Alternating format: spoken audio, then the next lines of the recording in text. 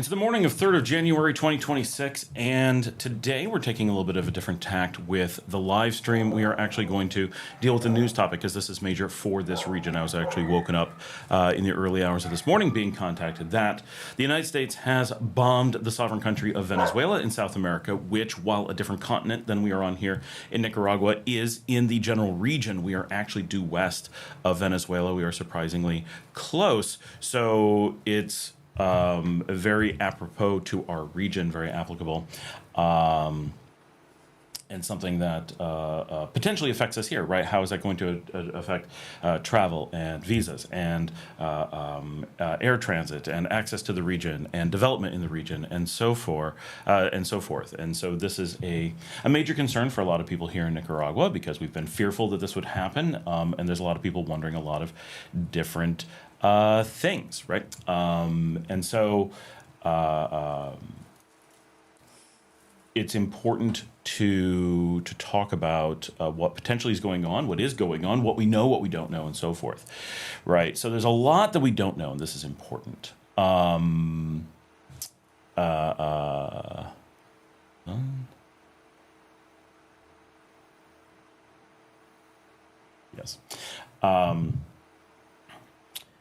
And I want to read this comment that just came up, just because it's an important one, that came up in the WhatsApp expats group here in Nicaragua. And this is from, someone just posted this from Nicaragua. I lived in Canada and had friends from Colombia, Venezuela, etc., and can tell you, and I know this from many Nicaraguans in the U.S. that I've spoken to, so I echo these sentiments, but she said this, I did not, can tell you over some drinks, and when you get comfortable with you, they will tell you that nothing happened to them, and it is a story that they made up so they can stay and get citizenship. Latin America has a belief that the North is the best until we get there, she says in the Nicaraguan context. And so many Nicaraguans have echoed this. They will say anything to get into the U.S., and then once they've done it, it's too late. They've already said it. They've burned their bridges. They've given up former citizenship. They've claimed asylum or whatever, and they've made statements that were false, hoping that they would get something for it, right? The promise of payment or the hope of payment is the same motivator as actual payment. Just because payment doesn't actually then arrive, just because North America does or does not become what they hope it would be, doesn't change that they were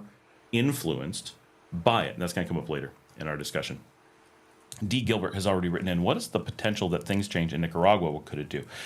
So, of course, things could change here. The big fear, of course, is that the U.S. is going to just move through the region and it's going to be a domino effect as they seize country after country. That is absolutely a possibility. The U.S. has hinted at that. A lot of people are in the U.S. calling for that. The U.S. is in a warmongering state. We have the most warmongering president in the history of the United States based on the number of countries he's invaded during his presidency. How do you measure warmongering? It's a very difficult thing to measure. But we have a country that is champing at the bit for violence and overthrowing other countries, a country that believes, contrary to modern European thinking, that might makes right and that waging war is its own excuse. So we live in a dangerous time where a powerful country who depends on a war economy is on the warpath, right? So those are things we have to consider. And yes, Nicaragua, like everyone in the region, is scared, as they should be, because the U.S. knows no limits and has no ethics binding its foreign policy. And long hasn't, but now this has stepped up. And not stepped up necessarily under the current administration. Yes, we're going to pick on the current administration because they're currently doing this terrible thing, but recent previous administrations have done horrible things as well. This is not a partisan issue in the United States. A lot of people would like to paint it as such. Oh, but the other party wouldn't do this terrible thing. Well, they might not do this particular terrible thing. They do a similar terrible thing somewhere else. Maybe they'd even do the same terrible thing, right? If we go back and look at who we would most consider a poster child of the alternative government in the United States, right? You might point to Bill Clinton or Barack Obama. They're reasonable candidates, but let's go a little bit farther back and a little bit stronger. Let's say Jimmy Carter, right? Jimmy Carter. Obviously, he's the opposite. He wouldn't do this in Venezuela, would he? Of course not. Obviously, that's why you vote Democrat. Is that true? No, of course not. Jimmy Carter lent his name to the organization, the Carter, now I can't think of the name, the Carter Group or whatever, is an organization he founded to overthrow foreign governments. It is after he was president, right? He actually proudly put his name on America's private anti-democracy nonprofit corporation that goes around attempting to dismantle and overthrow foreign governments. So he really took democracy to task. This is a man who lived his life in pure hatred of the concept of free elections and people self-governing, right? And I'm not saying that that's wrong, right? I'm not here to promote democracy. I'm actually a monarchist myself, so not that we have one to have, but history has borne out, right, that democracies don't do well in the long term. But in a place promoting democracy, he was incredibly anti-democracy to a truly extreme degree. And he was the president who, under him, had American journalists put on their knees, guns to the back of their head, and their brains blown all over the street on the Managua Road here in Nicaragua in 1979, when he was afraid that news of his atrocities in Nicaragua would reach the American public. So yes, Jimmy Carter, a Democrat, would absolutely have gone into Venezuela, and very likely would have gone in with even more military force and start slaughtering opposition on the streets. That's completely reasonable to think he would have done, especially in his later years as his grip on reality became even less tenuous. So is there fear? Regardless of what happens in the United States, even if there was a change of regime in the United States and we saw a democratically elected leader come to power, not that Trump is not a Democrat, I'm saying a future democratically elected leader comes to power that is very much in opposition to the current government, would we see a change in foreign policy? No. Something that we universally see in the United States is a uniform foreign policy. The changes between parties within the United States almost completely, not 100%, but almost completely, is about domestic policy only. It is what Americans tend to care about. And that lack of caring about foreign policy while being a world superpower is what creates big problems with foreign policy. Because when you just don't care, then whoever can produce the most money from their foreign policy wins, because they can use it to influence domestic policy and look good about it. So, so do we, as Latin Americans, live in fear? So this may be news to those of you who are new to the region. Latin Americans and Latin American countries live in fear. There is a thing called the Monroe Doctrine in the United States, and there's a older thing known as colonization. Monroe Doctrine is just a modern form of colonization in the last 200 years. These are things that have caused the Western Hemisphere to live in fear at all times. That is not something that ever goes away. Could it someday? We sure hope so. But is it likely? Not in our lifetimes, that's for sure. Fear is part of living near the United States and the people who support its foreign policy. That is simply how it is. Those are facts. Do I think Nicaragua will become unsafe? No, I don't think it will become unsafe, right? So there's a difference between, is there something to be fearful of? Yes, there always is.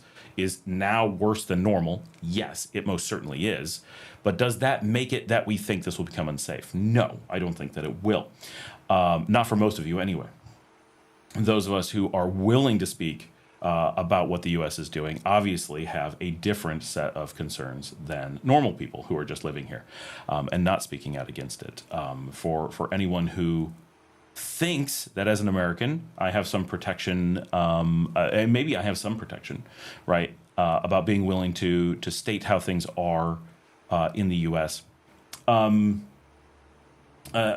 somehow safe, are delusional, right? I get threats that I'll be turned over to the government, which of course is an empty threat. Of course the government's watching me, right? And I'm very non-influential. So that gives me a lot of protection. But in an invasion of Nicaragua, would I be a potential target? Yeah, I mean, not the same as a news reporter on the street under Jimmy Carter, but Stewart was his name. But the risks are real, right? There's no way around that. And the long arm of the U.S. is very long indeed. But for normal people, for those living in Nicaragua, I don't think it'll become unsafe. It may become less pleasant, may become more expensive. It may change from being the place that you love. Those are much higher risk than it becoming unsafe. Nicaragua has remained safe for expats living here throughout the U.S. occupation of 70 years during the 20th century. It remained safe during the Sandinista War of Liberation. It remained safe during the Iran-Contra War. It remained safe during the U.S. puppet government years. It remained safe during the Nicaraguan democratically elected government years. Not that the puppet government wasn't democratically elected, but it was a puppet government nonetheless. I should not have stated it in that way, it made it implied that it was not elected. Um, and it has remained safe through the US-backed coup. It remained safe through COVID, with the exception of COVID itself being dangerous, of course. And it has remained safe since then, and it is safe today. So do I think there is some U.S. intervention mechanism that's going to create danger? Yeah, if you're in the middle of some really high-profile spot when something happens, sure, there's isolated danger. But even if you were in Venezuela today, are you in real danger? No.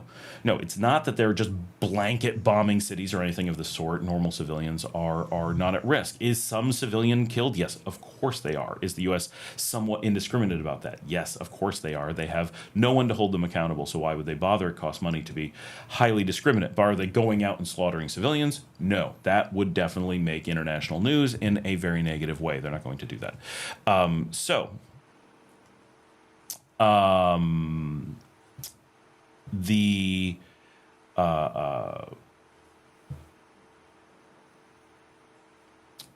The risks here, I think, remain relatively low, especially if you live away from the Capitol building. If you are not, creating your own media outlet, if you're not getting involved on things which expats are not supposed to and generally are not, you're fine, even going into the far future.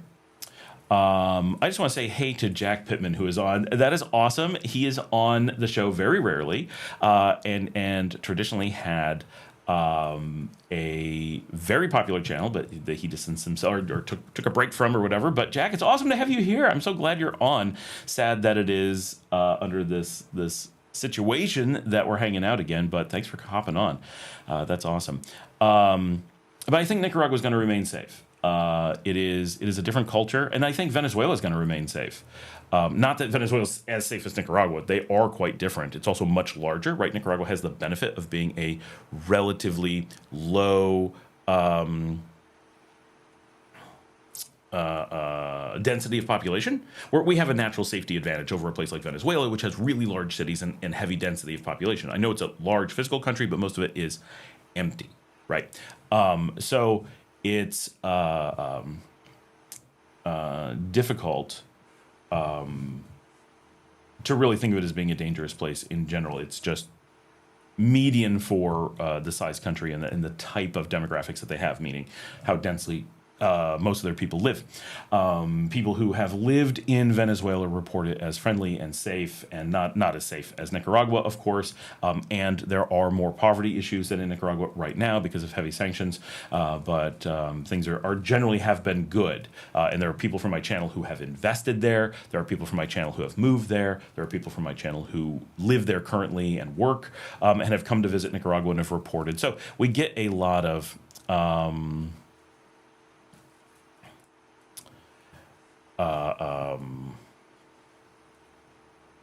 okay, so I want to point something out, and I'm going to type this.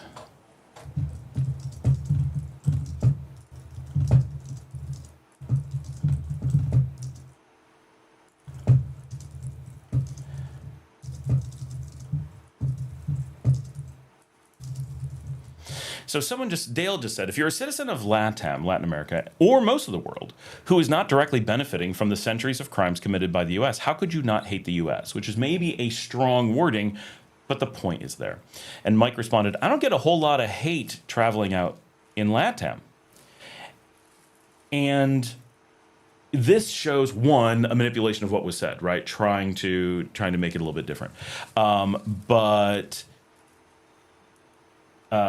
there is a huge difference. When you're in the United States, if you grow up as an American, you expect that countries and their people are often merged together. We grew up in the Cold War. I grew up in the Cold War, and Russians as a people were seen as suspect.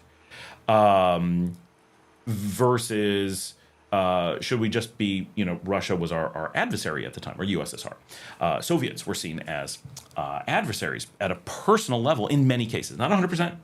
But in most cases, and Americans really have a trend, not completely, but more than most of the world, of merging a country and its people together, to the point where Americans can often be manipulated in conversations, and not that others wouldn't be as well. But you can say things like, well, this person is, we'll just use Russia as an example, a Russian who lives somewhere else, right? They were born in, we'll just say, Nigeria.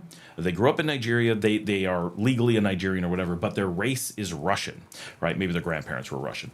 And Americans will often fall for the political ploy that they are somehow the personal property of whoever is the leading government in Russia. So Putin is kind of a strong man, probably a dictator, right? The U.S. likes to throw that word around, so whether it's true or not, but he's definitely a very powerful figure, bordering on dictator, if not actually dictator, in Russia today. And basically, so if you're actually a dictator or a monarch, they basically will take this person who's multi-generation separate and think of them as the personal property of that dictator or leader or king or whatever, which is clearly false in every possible sense. And imagine if we did that to Americans. We went back and look at your DNA and you're like, well, you're British, so you're property of King Charles. And oh, you're Dutch, so you're the property of the Dutch king. And oh, you're Norwegian, so you're the property of the Norwegian king. And you're German, which is many Americans are, so you're, property of what used to be the Holy Roman Empire, now is a democracy without a king, so you're a little bit less property, but you're still property of this foreign government. If they decided to recall you, well, it's not, what can we do? We have to send you back. They own you because your DNA, we identify with that country. And this is wrong for one, countries don't own people like that. They don't even own their own citizens, let alone their non-citizens that way. But also, then you get into this really murky thing. Well, why does Russia own those people when those people came from Ukraine, right? Russia was settled by the Kievan Rus. So all of Russia would belong to Ukraine if that was the way we thought of it. But then we'd have to figure out where Ukraine came from. And it would be like, well, actually Mongolia owns them, right? And that is actually a confusing thing, because at one point, what is Russia today was part of Mongolia, and then it was the Golden Horde, and that was after being settled by the Kievan Rus, which polity is the one you want to claim ownership of. Or someone like me who has Scottish and Dutch and Swiss and German and French heritage, and my French heritage is from a zone that keeps changing possession between France and Germany, the Alsace, in case you're wondering. Which one today owns me, and how much percentage of me, right? And why doesn't America own me? Because that's where I came from last. Why do they not get a piece when all these others get a piece? And what about the Czech Republic or Norway, which I have tiny bits of from even farther back? Hold on, I have a dog that wants let into the room. Sorry, the live stream is always a little bit... Oh, she left. Oh, there she is. Come on. Yeah. Good dog. Here we go. So these concepts are very murky as a starting point. People just don't have that kind of possession, but it's easy to fall for that. So America is a place where we have a tendency, a trend, towards merging people with the countries we identify them with, let alone identify them correctly or in a meaningful way. So it's very difficult, right? But when you're in most of the rest of the world, they deal with this a little bit more straightforward. America, being this far-off merged colony thing, has some weird reactions to the world because it's so separate from it and so unique. But for most of the world, they don't see the people that way, and Nicaragua is a great example. An American in no way represents America. Right? And America is not a representative of Americans. And a lot of people who are aware of politics know that Americans do not have a democracy. We don't have a way to actually reflect the 51% of the people. And we also generally understand that even in a full direct democracy, Switzerland, for example, that just because 51% of people decide they want to do one thing, or 80% want to do one thing, if you're in that 20% who isn't, we understand that those are individual people with individual thoughts that are not influenced or are not representative of the other 80%. Right? Even countries that very well and honestly and directly represent their people still don't represent all their people, right? And most countries are very good, most cultures are very good at understanding this. And Nicaragua is just such a great example of this, that never have I felt that there was a moment where I, as an American, was held to what America has done, good or bad, right? It's just, if America has done something wonderful, Well, that wasn't me that did it, so why would I get praise? And if America does something terrible, again, I didn't do it. Why would I be held accountable? And that's just obvious to most people. But Americans have a tendency, trend, more than most countries, to not see that as so black and white and be like, well, you're an individual, but you're still, a representative of your country. Why? They didn't choose me to represent them. I don't represent them. If I can represent America, I'm going to make some very different decisions, right? I don't get to make those decisions. Therefore, I'm not a representative. Adam James posts, Vive Venezuela. Richard Johansson says, I can see fuel prices in the area increasing and causing prices of everything to go up, but the wages of local people staying the same. I think that's very unlikely for a number of reasons. One, this is a socialist country. They don't let those things happen. Right? Two, it's been a socialist country for a long time. These things have happened in the past, and they've protected against it. That's not what happens. These are things we expect under capitalism to some degree, and I don't want to blame capitalism for these problems because it's not generally the case. Capitalism can be more likely to have this happen, whereas socialism has, by definition, goals to prevent this from happening. Capitalism does not, but capitalism often has incentives to avoid these things. But these things have happened here, and unlike the United States, where minimum wage has collapsed over time, in Nicaragua, it keeps moving forward. It is much more centrally controlled and much more carefully controlled, and keeps going up. So could it happen? Yes. If the U.S. seizes control of Nicaragua and completely takes over the government, we would expect it more likely to happen. But as long as Nicaragua is operating as a sovereign economy and keeps being the socialist country that it is and has been, I think that there is reasonably no fear of wages of local people staying the same. That has never happened. We don't perceive it as likely to happen. There's no reason to expect it to happen. Now, the fuel prices going up, will that impact things? So I think the answer there is very unlikely. And the reason being, now this is given the current situation, right? New situations in the future that are not precipitated by this one, of course these things could happen, right? So we're just talking about Venezuela. The thought here, I'm assuming from Richard Johansson, is that Nicaragua is getting its fuel from Venezuela, which it is not. And that could trick a lot of people. Nicaragua used to get its fuel from Venezuela. Venezuela has not been able to ship to Nicaragua on a large scale, at least in recent times. Nicaragua gets its fuel from Iran. And so Iran is not being interrupted at this time, and the action in Venezuela actually takes pressure off of Iran, even though Israel has been issuing some threats today. They're very empty, right? The rhetoric and more than anything. We have no reason to think that fuel prices are going to go up, especially as Venezuela has not been providing any large-scale fuel to the region, let alone the world, which is one of the reasons why it's been kept so poor. The U.S. has been seizing oil for a little while. It's been stopping shipments of oil, and made the claim today that all the oil belongs to the U.S. I don't know if you guys saw that. That was actually stated somewhere. And that Venezuelans being able to sell their oil was stealing it from the U.S. The U.S. did make the statement that it is planning to seize control of the Venezuelan government. They are colonizing Venezuela. Trump did state that colonization is underway. So we need to be real clear. This is straight up from the U.S. government. The goal is colonization. They want a new colony where they can control things. So totally expected. It's what we've been saying all along. It's just, once again, the things that are never said out loud are being said out loud, right? And this just popped up on Apple News as I'm sitting here. So I don't think, Richard, that we're going to see fuel prices go up or maybe a few pennies. Fuel prices have been stable here for a really long time through a lot of changes, and local wages keep going up, even though the oil prices have been stable. So if the oil prices were to go up, which is reasonable, as there is some curtailment of global supply, then we would totally expect wages of local people to go up. However, what is more likely is for prices of oil to go down, because Venezuela has not been able to sell oil and the U.S. is seizing control, obviously for the purpose of getting control of that oil, not to hoard it, but to sell it. And so that will lower prices on oil globally, and make it actually cheaper, probably, for anything, right? Now, that's not a good reason for us to be like, oh, good, whew. But it isolated to taking of Venezuelan oil is not very likely to have a negative price impact, given that it is an previously disrupted global fuel supply, and not likely interfering with it today. Could be wrong, of course. That's my feeling on that.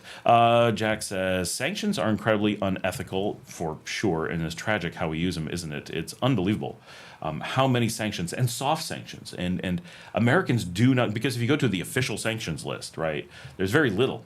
There's nothing against Nicaragua as a country. There are against Americans. There's actually more sanctions against Americans who live in Nicaragua than there is against Nicaragua. Let that sink in for a minute. Not that there's a lot, but they do exist. But there's many soft sanctions where businesses simply refuse to do business with you if you're in Nicaragua, or businesses cut off banking, or charge you more. There's all kinds of little things that happen. Tons of businesses just block you from doing business with them if they perceive you as being in Nicaragua or sympathizing with Nicaragua or wanting to do business in Nicaragua.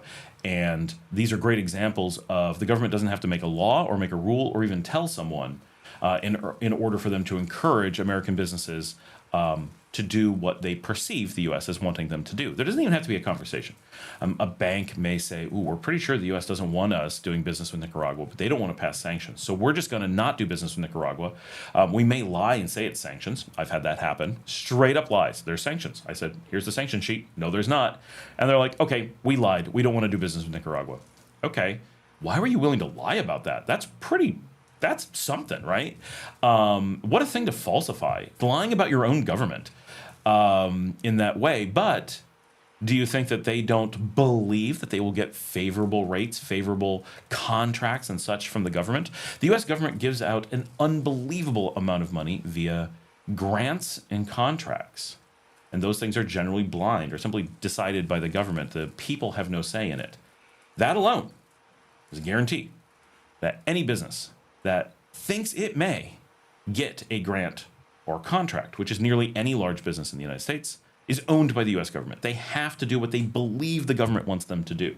And we can spin it as they're private companies, and that is just unbelievable naivete and manipulation by the government, right? The government does this. It moves government functions into private companies so that it can disavow the actions. Yet, the act of using blind grants and contracts, what it does is it collects money in taxes and then uses that tax money to give to businesses and actions that it wants to have done. Well, that's a problem because it means you're not letting capitalism run its course. It means you're communist, in fact, right? You are seizing the process of production. You're taking the money, the income from the people, and you are using it for the government to decide how things are going to work. And they don't have to, like we said, they don't have to tell businesses what to do. They only have to make it well known what they desire. And businesses will naturally do those things. Not 100% of businesses, but the businesses that get the grants and contracts almost certainly will do it to keep them. Those that haven't gotten them will often do it to get them. Those that don't get them often can't compete and will go out of business or just become backwaters. They'll become small players rather than big ones, right? And so you can see this playing out. Military contracts is a great example. A company that wants a military contract is going to do things that makes the military and the government happy. They're going to look more favorable. It doesn't mean the government's using that to decide. They don't need to. The very idea that they might is enough to manipulate the market. So these contracts, it's the existence of these contracts. Instead of buying the best products on the market after they've been made without knowing who makes them, instead of just doing what's best under capitalism, the U.S. government doesn't believe in capitalism at its very core. It absolutely abhors capitalism. It keeps that isolated to a small group. Instead, it relies very much on this communist system where the government collects taxes far beyond what is necessary and then puts it back to pick and choose who the winners are, right? And farm subsidies are a great example. And I'm not saying that farm subsidies are a bad thing. I'm not arguing against farm subsidies as a general concept. But the U.S. government makes it clear that they pick and choose which crops are going to be grown and which farmers are going to get how much subsidy. And sometimes there's very strict rules and you just follow those rules and it's not being manipulated. But most of the time there is some amount of ambiguity and people are petitioning for subsidies and so forth. And anytime that you have a situation where you have to beg for someone to issue a subsidy, you also know that you have to play their game to be on their radar to hopefully be given that subsidy. And again, even if the government doesn't actively use those things, that manipulation already exists. Anytime that you're collecting the money and doling it out at your whim, you are controlling the market by definition. Everyone believes they have to play your game, and they don't believe that they have a way around it.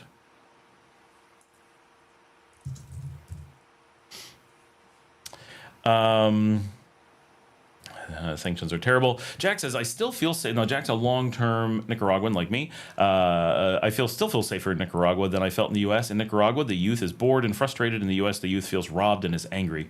I saw more violence in the USA personally.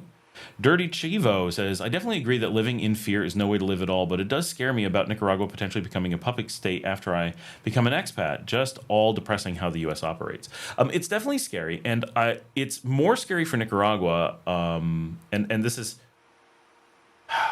this is terrible, right? I don't want to have to make this statement, but it's important to make that Nicaragua itself, as a sovereign state, and the people of Nicaragua live at one degree of fear, right? They risk once again becoming a puppet state for the third time in their history of the U.S. alone, right? They were a puppet state of Mexico, and before that, but they were Mexico, like that. That's kind of fair. And before that, Spain, and at one point, they felt to be kind of a puppet of Guatemala. They're mostly accepting of that. That kind of just worked. That's a real fear. And Nicaraguans really need to fear that because there's little they can do about it. For us as expats, we don't have the same fear. If that was to happen, there's two possibilities. One, it becomes a puppet state that doesn't stop being the right place for us as expats, or you individually as an expat. So that is not necessarily a major fear in that sense, right? Oh no, now we're a puppet state. It makes me sad, but does it ruin my life as an expat? It may not. It may not have any negative impact. Probably it would, but probably not tragically. But if it did, well, as an expat, I simply can move on to another country where that is not the case. And I have a lot of good options, right? I've got Honduras and Guatemala and El Salvador and Panama and Mexico and even Costa Rica, all within very short distance. Now, Costa Rica is much more expensive. It's a little bit different, but the basics are still the same, right? I have loads of South America that I love as well. Do I love any of them quite as much as Nicaragua? No, but I love Argentina. I love Bolivia. Peru would be amazing. Colombia would be fantastic. Venezuela, if it manages to stay safe and nice, right? All places that I would be okay with. I'd probably stay in this region, but I have those options. What if all of Latin America falls and it all becomes crappy, which is a couple big ifs. At crappy for expats, right? It will be crappy for the people who lose their sovereignty, of course. Well, there's always Southeast Asia. We're constantly talking about, well, what about Southeast Asia? Why are we choosing Nicaragua instead of Southeast Asia? And for good reasons, but that stuff still exists, right? You've got Laos and Cambodia and Thailand and Vietnam, even China. Maybe for some of you, you may be able to get in. I've got some viewers I've got at least two who've managed to live there long term in the past. You've got Japan even. You have Malaysia, you have Indonesia, right? All of which are quite nice and fit into a generally similar category. And the Philippines, right? We're so much. What if all of that for some reason becomes crappy or just stops allowing Americans? I don't know if you know this, but like Africa has a lot to offer. A lot. That's pretty nice. I have people from my channel who moved from places like Tanzania. I would heavily consider Algeria. I would be perfectly happy living in Burkina Faso, for example.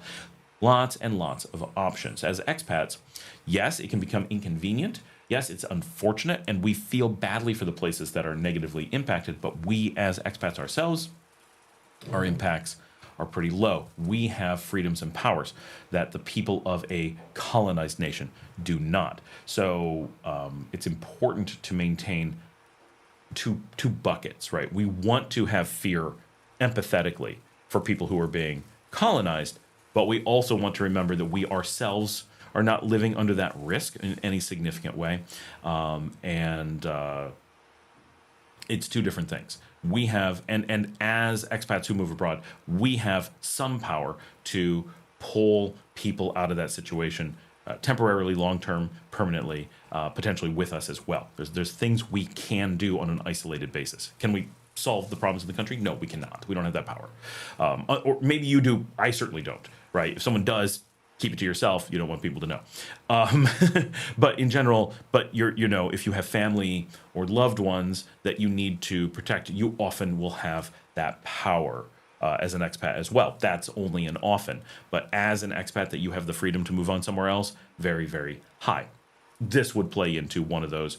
Do we recommend buying a house versus renting? This is one of those reasons why you rent, because you never know when a foreign country is going to invade and create problems. So just something to consider there. Tobias the Wolf, who I assume his family lives in Venezuela. My family woke up to the explosions. Once they saw that it was USA, they said there is cheers all in her apartment building. Everyone wants change. Unfortunately, the question becomes, is the change that they want the change that they're getting? The problem is that the U.S. has been manipulating the Venezuelan market. That we know. Is changing something in Venezuela going to change the U.S. manipulation of the Venezuelan market? That we don't know. That is the hope, but that they're being liberated by the very people who have been creating the sanctions, cheering for the people creating the economic problems seems practically proof that propaganda has taken over the country. Adam says, shames that we have to meet under these circumstances. What a beautiful day for Venezuela. So unhinged. The USA is better off. You cleared off for that dump Nicaragua. Okay.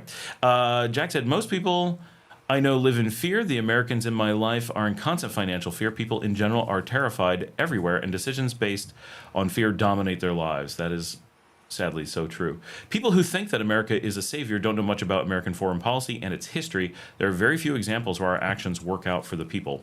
I actually can't think of any, but I'm sure some have. The French, I guess. But we could argue that they needed to be saved because of American actions in World War I. So we can't actually use it as a very good example. Germany and France have been fighting for centuries at the time the U.S. intervened and created much larger problems. So it gets into a but what if. Most people don't have the time to learn about these things. It is what it is. Adam says, bye-bye. Not sure what. So Adam James Abroad led with long live Venezuela, but seems to be upset that we're upset that Venezuela is being colonized. So he seems to be jumping back and forth. I don't know what's going on there. Adam James is the same person who claimed he had, the only person who's ever told me that he got microbiome illness coming to Nicaragua, which is odd. Well, telling, right? He said he had 3 weeks of constantly being sick from eating the food here, which is an extreme example of the one person who's made the claim, as I've never had anybody say that they got sick from the food before, from water and normal food. I have had people say, like, I got food poisoning, I went to a street food place that was on a back street, it was dirty, and later I felt ill. Yes, absolutely, people get food poisoning from bad restaurants, of course, but from just being in Nicaragua eating the food, he is the one person who's made that claim, and it was such a huge claim, 3 weeks of being sick, that it's worth pointing out that it's an outlier as an example. Most Latin American youth I know support the United States. They very rarely know the history. Has little to do with democracy. I felt the opposite. I get treated so well by Nicaraguan people. It breaks my heart because I'm a descendant of those who destroyed them. Same. Jack, totally in the same boat there. I've never once had a Nicaraguan attack me for my Americanness. It's the opposite. Richard says, I know that Nicaragua gets its fuel. He had the comment earlier about the prices going up. Gets its fuel from Iran, but I can see Iran being skittish to be sending fuel to this hemisphere due to any retaliation with being aligned with. But with that being said, oil prices will drop this year due to some massive technical advances that have just recently happened that require next to no manpower or infrastructure. Cool. I didn't know about that. That's awesome. My personal take is I don't think Iran is going to be concerned with sending things here because Iran has always been aligned with Nicaragua and Venezuela and Cuba and not aligned with the U.S. And by always, I mean since 1979.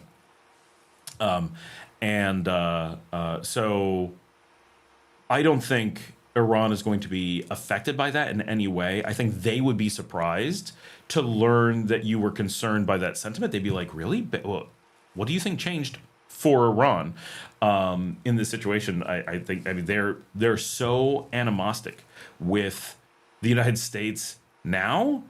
I don't see how it could actually get more dramatic without there being an outright war.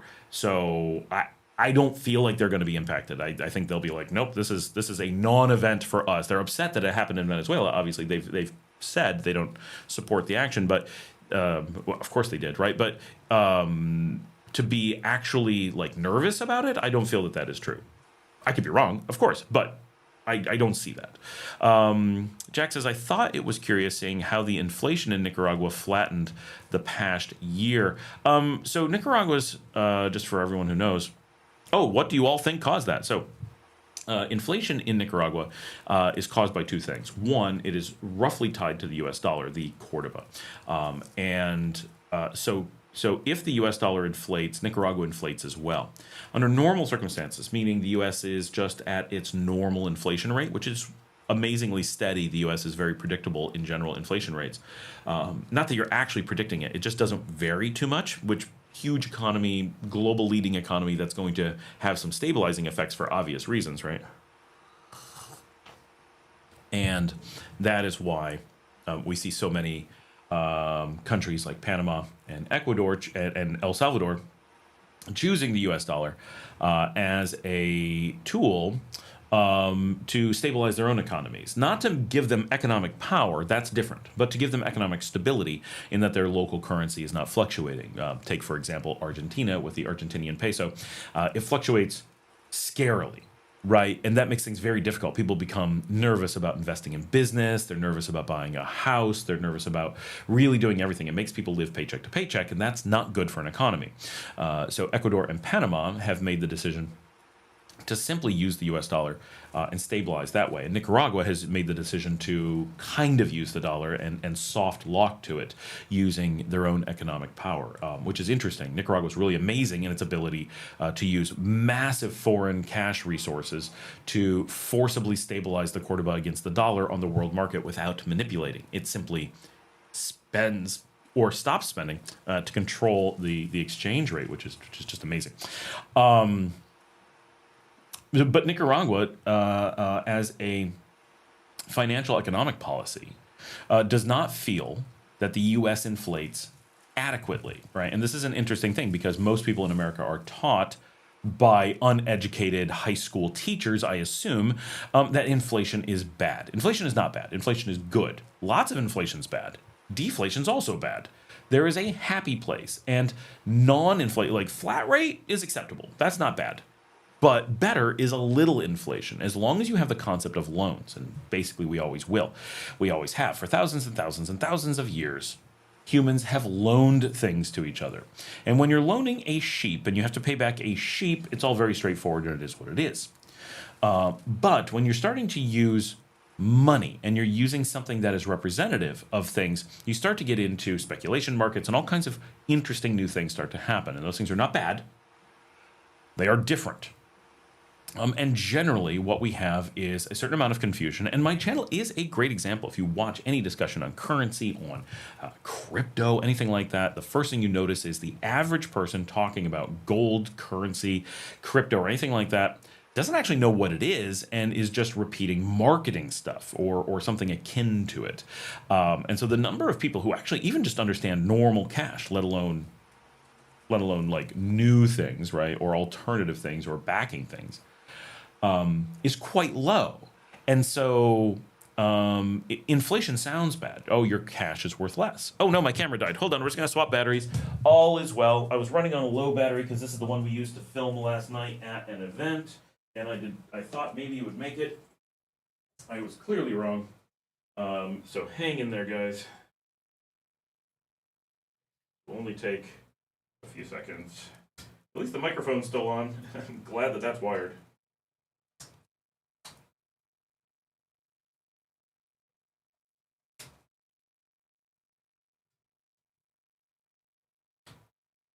I do wish this camera could run batteryless. I wish we could power it with enough power to allow it to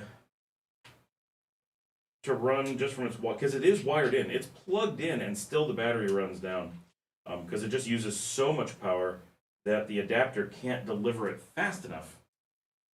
Keep things going. All right. And I added the fan because it was pretty hot. All right. Hopefully we got a lot of battery on this one. Yeah, full charge. We're good.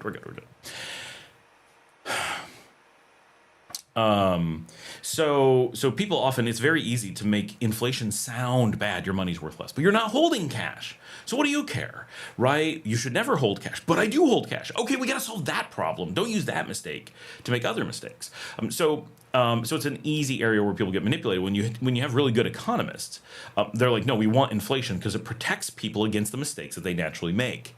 If people were brilliant universally, then we wouldn't probably want inflation, but they're not, right? Especially those who are most impacted by financial mistakes, the poor, right, are the most likely to make ones that are benefited by inflation. The poor benefit from inflation heavily, right? Now, people who have no money, they don't care. But those who have some money but have to borrow, they care the most. The more you borrow, the more you care about inflation benefiting you. So people who have to take out loans to buy houses, people have to take out, so payday loans don't really help, but people who are using long-term credit card loans or long-term personal loans or mortgages especially are the people who really win when it comes to inflation. And that's why we want a certain level of inflation. So Nicaragua believes that the U.S. level of inflation is a little bit too low for what Nicaragua wants for its people. It wants to protect them against predatory loans or onerous loans, primarily. So Nicaragua has generally instituted a regular layer of inflation on top of U.S. inflation. It's not high, it's just a little bit. They're not saying that the U.S. is terrible. They're just like, it's this much inflation, we want this much inflation, right? They tweak it this small amount, and it's less than 1% per year, but they have a plan for it, right? And they're able to predict years out because the U.S. is so predictable in its inflation. Well, during COVID and immediately thereafter, there was a lot of global inflation. The U.S. was no exception to that. So Nicaragua rode the inflation with the U.S. Well, because Nicaragua wants this extra level of inflation, normally they actually had a process for putting the brakes on. And they're like, okay, we're going to halt the additional inflation to curb the extra inflation that we did not expect from the U.S. And so what we actually saw was Nicaragua inflating only at the rate of the U.S. for a change instead of more so. Now, they could actually do the opposite. They could actually deflate versus the U.S. It would not be deflation. It would still be inflation. But they could deflate versus the U.S. if they wanted to. They were like, now we're going to ride this out for whatever reason. I'm not privy to those conversations. I'm sure they're super interesting. Coming from Wall Street, I'd be like, this is really interesting, like how they work on this stuff. I worked directly with Ben Bernanke, so it was really cool. So that's really interesting. And that's one of the reasons why Nicaragua has managed to pull back on inflation. One, the U.S. inflation has gone to really good numbers, or pretty good numbers. And Nicaragua has been like, you know what? We inflated early, so now we're going to continue to hold back on our internal inflation mechanisms until, and this is a little bit hard because I can't show you a graph, but if you have a graph of where they thought they would be and where they wanted to be, and where the U.S. actually went, and where Nicaragua wanted to go themselves versus where they thought the U.S. was going to go, all they have to do is pull back on their inflation mechanisms, their own extra inflation, and wait until where they wanted to be and where they really are once again coincide. And then they can go back to the regular system. And so they're actually absorbing it slowly over time. So the U.S. is maintaining sort of, in that sense, a higher inflation than Nicaragua. They're not. They're actually at the same inflation. And so I think that's why you're seeing it, right? From a Nicaraguan perspective, it feels like inflation has pulled back, but it's actually just at U.S. levels. But I think they're going to ride that out until that. Maybe they're going to do something else. That is what they've been doing. That's what I perceive them as going to do. Christopher House, Jack, would you help assist an expat find an inexpensive apartment in Nicaragua? Jack says, I can assist by assuring you they are very easy to find. In general, residences over $200 a month are plentiful and easy to find for rent. The renters market is very different in Nicaragua. Joseph Hernandez is an American flag. Andrew says, is U.S. going to Nicaragua too? So we know there are U.S. troops here. We know that is the case. Not a lot, but we know that they are here or have been. If there's... could there be U.S. action in Nicaragua, which we did mention above, but of course this is everyone's question. Can there be? Absolutely.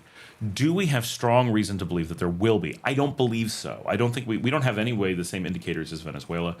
We are not here on the ground living in fear of a U.S. invasion. We are fearful of changes, of more sanctions, where there's a lot of things that could negatively happen.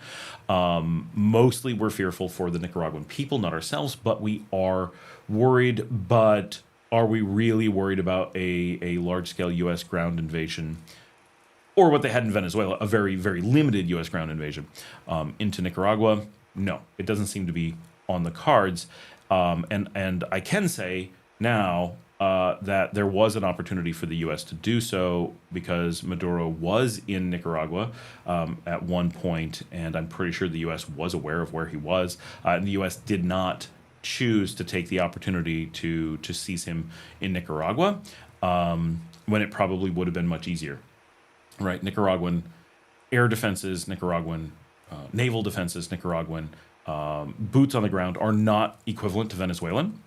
And so if the U.S. was willy-nilly willing to set foot in Nicaragua, I think they would have seized that opportunity.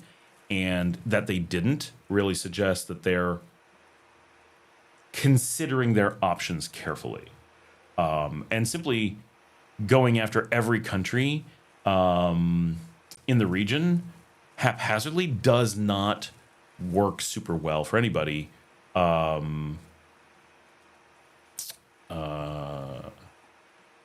Because it just looks really bad. At some point, the world stage is like, whoa, this is just, Hitler rolling through Europe, right? So that's the big fear right now is, yes, it is a big fear that Venezuela is the Poland of our generation. Will it become that or not is going to decide heavily on, what does Brazil do? What does Colombia do? Are they willing to stand up and do something about the Venezuelan situation and protect the sovereignty, or are they just going to let the U.S. steamroll over it? Right? They're speaking out against it, of course, but what are they going to do beyond that? We don't know. Jack says you can look at U.S. dollar to Cordoba to 5 years to see what I'm talking about. It used to inflate almost linearly.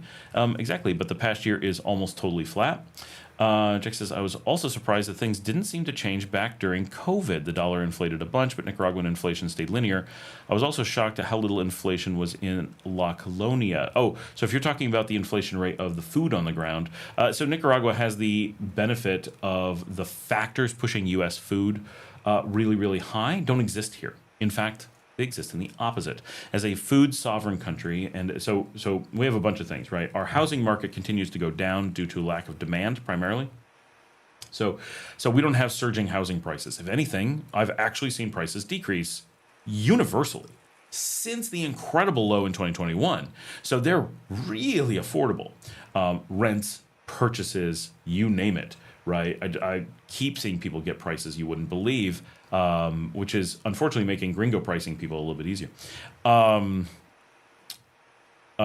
Food prices are generally going down because Nicaragua's exporting more and more food, but has enough for itself. So there's nothing to drive up the prices here. Demand externally is making the agricultural industry more profitable. It is making the logistics industry more profitable, without actually making it more expensive to make the food in the first place.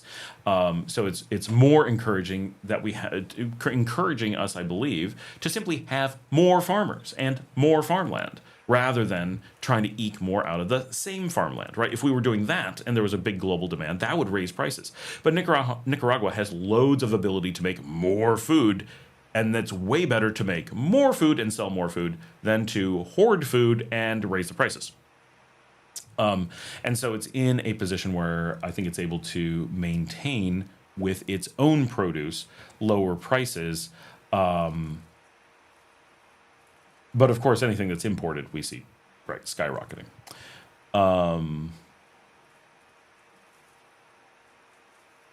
Jack said, during COVID, I only saw the price of butter go up noticeably. Everything else was very minor or not at all, at least from what I saw. I even had vendors reduce their price again with me after COVID, which is awesome. Brent Monroe, 8 to 9 million Venezuelans are refugees. That says how much they liked Maduro. I see refugees from Venezuela passing through Costa Rica, where I live. Very sad. Brent, it does not mean that. It could mean that. So that is one potential reading of the situation. But for example, the Nicaraguan refugees leaving Nicaragua, we know aren't because they don't like what's going on in Nicaragua. It's that they are told that there is all this stuff waiting for them elsewhere. And so this is a great example that we talk about how large-scale propaganda makes people unable to make real decisions, right? So unfortunately, so we know firsthand that interpretation of why there are refugees is not expected. It is not the common sense. It is not the well-known answer. Venezuelans are primarily refugees because they have an economic crisis on one side created by the United States, right? The United States has put sanctions on Venezuela, has militarily impacted Venezuela, has threatened Venezuela, has manipulated Venezuela. So we know the United States has crushed the Venezuelan economy. What's happened inside of Venezuela may also be negatively impacting them, or it may be positively impacting them. We don't have very much visibility from the outside. What we know is that the US government broadly does not believe that negative things are happening inside Venezuela. It is not behaving in the way that it would or does traditionally when it believes that. It believes that things are going very well or reasonably well inside of Venezuela. That's why it had to use its things going well, but we still have to overthrow them mechanisms like the Carter Institute. So we know that the U.S. is creating a financial situation in Venezuela to create a need for people to become refugees. And we know that they are advertising beyond belief through propaganda that the U.S. is accepting people and giving them free jobs, giving them free housing, making healthcare accessible, is the land of milk and honey, and that everyone is living super rich in the United States. That is what Nicaraguans, that's what Venezuelans, that's what people around the world believe. It doesn't matter if it's true or not. It doesn't matter if you've heard it in America or somewhere else or not. That is the very consistent message being given to these countries and to these people, right? It comes through regular media outlets. It comes through social media outlets. It comes through traditional non-news media like sitcoms and telenovelas and all that stuff produced in the U.S. They show the U.S. as this land of opportunity. You don't need to work, or jobs are easy, money is huge, everyone owns their house and a mansion and a car. And it's not the case, especially for refugees. And they act like everyone's safe, and like not everything acts that way, but the stuff that looks that way is so compelling, people believe it because it's hope. So one, we create a situation where they're desperate, and two, we create a situation where they have this potentially false hope that they're going to be allowed into the U.S. and given all this stuff. That, we know, is driving immigration throughout the region. Is that also what's driving immigration in Venezuela? Logically, we would say yes. We know that all those factors are at play. We know that all the other countries in the region that we witness that's what's driving it. And so that millions of Venezuelans becoming refugees have anything to do with Chavez or Maduro has zero basis in likelihood. Could it be? Absolutely. It's certainly within the realm of possibility. But we have no reasonable indications from the outside that it is true. And you can't ask a Venezuelan who's become a refugee about it because they all believe they must claim that in order to get the thing. So they have this carrot on a stick that says, if you leave Venezuela, which we've destroyed, and come to this magical fancy land that you haven't seen yet, that all you have to do is claim it's someone's fault back in Venezuela, and we're going to give you all this stuff. And they don't have to actually give it to them. The carrot's on the stick regardless. They never have to actually give them the carrot. And that's what we hear from Venezuelans, is that, right, when they actually get to America, it was all lies. And many admit we were pressured, whether directly or just we thought it's what we had to do to sell out their own country. And so that's not to say that what Brent said is wrong. We don't know that. What it is to say is we have no reasonable reason to think that it's true. We know it falls within the scope of possibility, and we know it's what propaganda says, but we know that's what propaganda would say, right? We have the expectation already that they would say that. So there's no reason. We don't have anything to base the idea. When the U.S. says that Maduro was not democratically elected, they sure didn't manage to prove that. They didn't feel they needed to. That tells us a lot. They enacted systems for trying to undermine actual democracies. That tells us a lot about what the U.S. actually believed. They have to have these really strong propaganda mechanisms to create a problem in Venezuela rather than letting one happen naturally. So we know that either they needed to accelerate or they didn't believe that Maduro was going to cause a problem, so the U.S. had to cause the problem. This tells us a lot about the facts we have. To then say, with all these facts, something else is the answer, not impossible, but certainly not expected, not likely, not the logical leap. but exactly what the strong propaganda wants us to think. And so if it even crosses our minds as being a likely thing, that itself is an indication that the propaganda is so significant that even those of us who have access to more information and more context are being manipulated by it, and provides even more evidence that that is likely to be what's driving people. Why would it not drive people? It would drive us, so it must be driving the people who have far fewer resources, far more need for hope, and far more panic, right? Because they're becoming emotional, as you would in those situations. So being able to apply logic doesn't always work. And in some cases, their situation is so bad, they simply are like, we're just going to take our chances, right? What are their options? And some of them are going to Spain and finding that things are great, right? The U.S. doesn't need to get everybody to go to the U.S. For it to work for them. Jack says, for what it's worth, Brett, the 2018 coup attempt in Managua caused 1 million people to leave Nicaragua. It doesn't take much. People are very manipulated and don't always have to leave, but they are scared. Or, and this is important to add to Jack's, it's not just that they're scared or need to be scared. All they have to do is see an opportunity. Oh, this thing happened, so I'm going to go to the people who did the thing and say whatever they want, or what I think they want, and they're gonna take care of me, right? So many Nicaraguans have admitted, let alone won't admit, that they sold out their country and thought they were going to get something and then didn't. That is a regular story. Now, did some actually have things bad happen? Were some actually scared? Sure, I guarantee some were. But how many were scared by what was going on in Nicaragua versus what they were told was going on in Nicaragua by the propaganda? Also, we don't know, right? And we're not going to pretend that it was a lot. We just don't know. But we know the possibility is there, and we know that the historic trend is there. So the expectation is that would have been a likely thing. We can't rule out the norm, right? We don't know that the norm happened, right? Why did we get a lot of rain in October? Well, the norm is that it's a rainy month, but it could have been a freak storm that happened to coincide with a rainy month. That is also possible. So we can't rule it out, even though it's reasonable for it not to have been.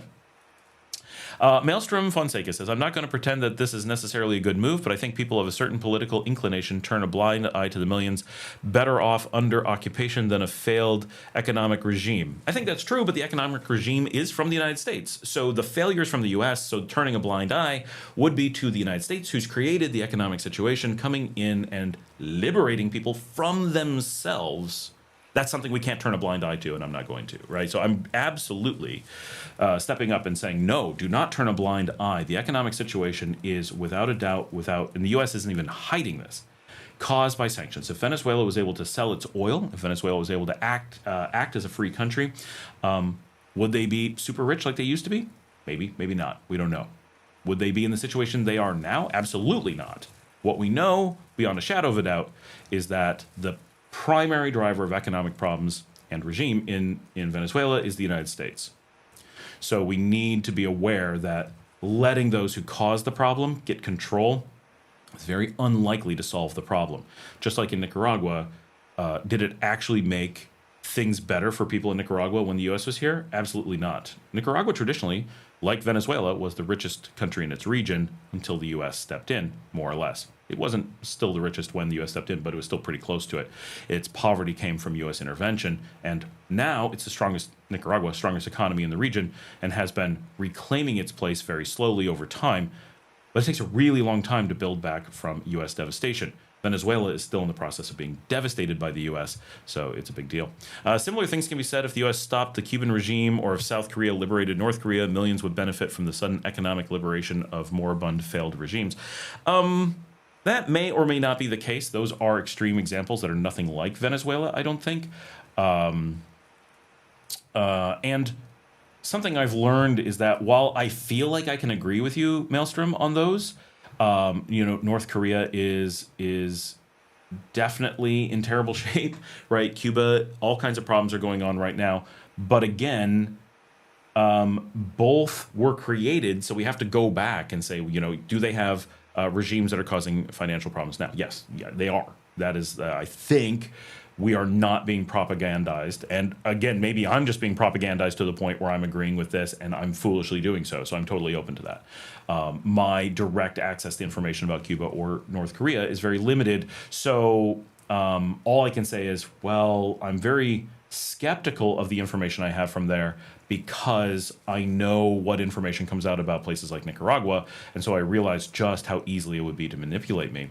But I think I agree with you; those are very likely the case. However, you have to go back and say, but both of them ended up with those regimes because the U.S. put them in place, right? North Korea was created by an agreement that the U.S. made to sell off North Korea to Russia or USSR after World War II. And if you've ever not learned about this, a really amazing and just entertaining resource is Simon Winchester's Pacific. If you've never read that book, I highly recommend it.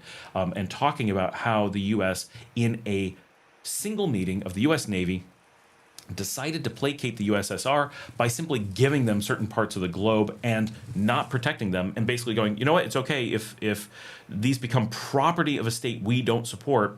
Now, of course, the U.S. could have said, we're going to make them ours. That would also have been bad. But instead of freeing them, they used the opportunity of winning World War II to seize independent states that had not sided with Japan or Germany. So these are not losers in the war. These are winners in the war. In theory, the U.S. became the aggressor, seized control of the countries, and then partitioned them out to others. Now, we could argue very reasonably that the USSR forced this situation and the U.S. did it under duress. Okay. But at the end of the day, the U.S. and the USSR carved up these countries, and the fault must lie in those who are colonizing these countries rather than the country's response to colonization, right? A country that has been colonized cannot be blamed for the situation that colonization has brought about, right? They have to work with what they are given. So once you're in that colonial position, it's a difficult thing. Yeah, is North Korea doing what's best for the North Korean people? No, I don't think it is. What paths were open to North Korea? It was not allowed to join South Korea when it had the option, or when it should have had the option, right? They were never given by the U.S. the option to join South Korea. We kept them from being South Korea. Then we stopped South Korea from becoming North Korea, or tried, right? So it's very, very difficult to look at North Korea and say, well, it's their fault. Is their current regime good? No. But why is that current regime there? Because we created that situation, or we allowed it to happen because we interfered. Would it have arisen naturally? I think we can safely say there's no chance of that. Right? That is a product of U.S. and USSR intervention in that region. Richard Johansson says, there are also Russian troops here currently building 3 new GLONASS ground stations for Russian GPS. There's always both U.S. and Russian troops here. That is worth mentioning, that is common. When I first moved here, people were like, oh, I can't believe they're allowing Russian troops in. We're like, yes, did you read the news? They're in the same thing. They're allowing Russian and American troops in. It was one thing. Both get to come in for some, just completely benign thing. But the U.S. news was running it as, I can't believe they're letting in Russian troops. Russia's taking over Nicaragua. And we're like, why is Russia taking over and not America? They're both doing the same thing. And reality is neither were taking over. They're both just having a meeting or something. Jack says, gasoline has always been very expensive in Nicaragua relative to everything else, at least for as long as I've lived here. When I first got here, it actually wasn't bad. It's gone up some. When I first got here, it was median for the United States, which is generally considered low. It's very high compared to Venezuela, but it's now high compared to the U.S., but only because the U.S. dropped, not because Nicaragua went up. Basically, Nicaragua rode the wave up, and because they have set prices, they just kept it there, which I actually appreciate. I want to discourage people driving. Find more efficient ways to use fuel, right? Lower prices on everything else, find ways to help people. But when something has a negative impact on the economy, a negative impact on the ecology, then that's where you want to find ways to tax or whatever to encourage it not to be used. New York and California famously do this. They put huge taxes on gasoline and cigarettes, right? These things aren't good. We would like to encourage you to find alternatives beyond the economic value, because we have to protect the planet or whatever, and the air quality and things like that. So I do actually really I actually wish the price of gas was higher, as long as it's universal. Richard said, if you go out to dine in Managua, it's not cheap at all. I don't know.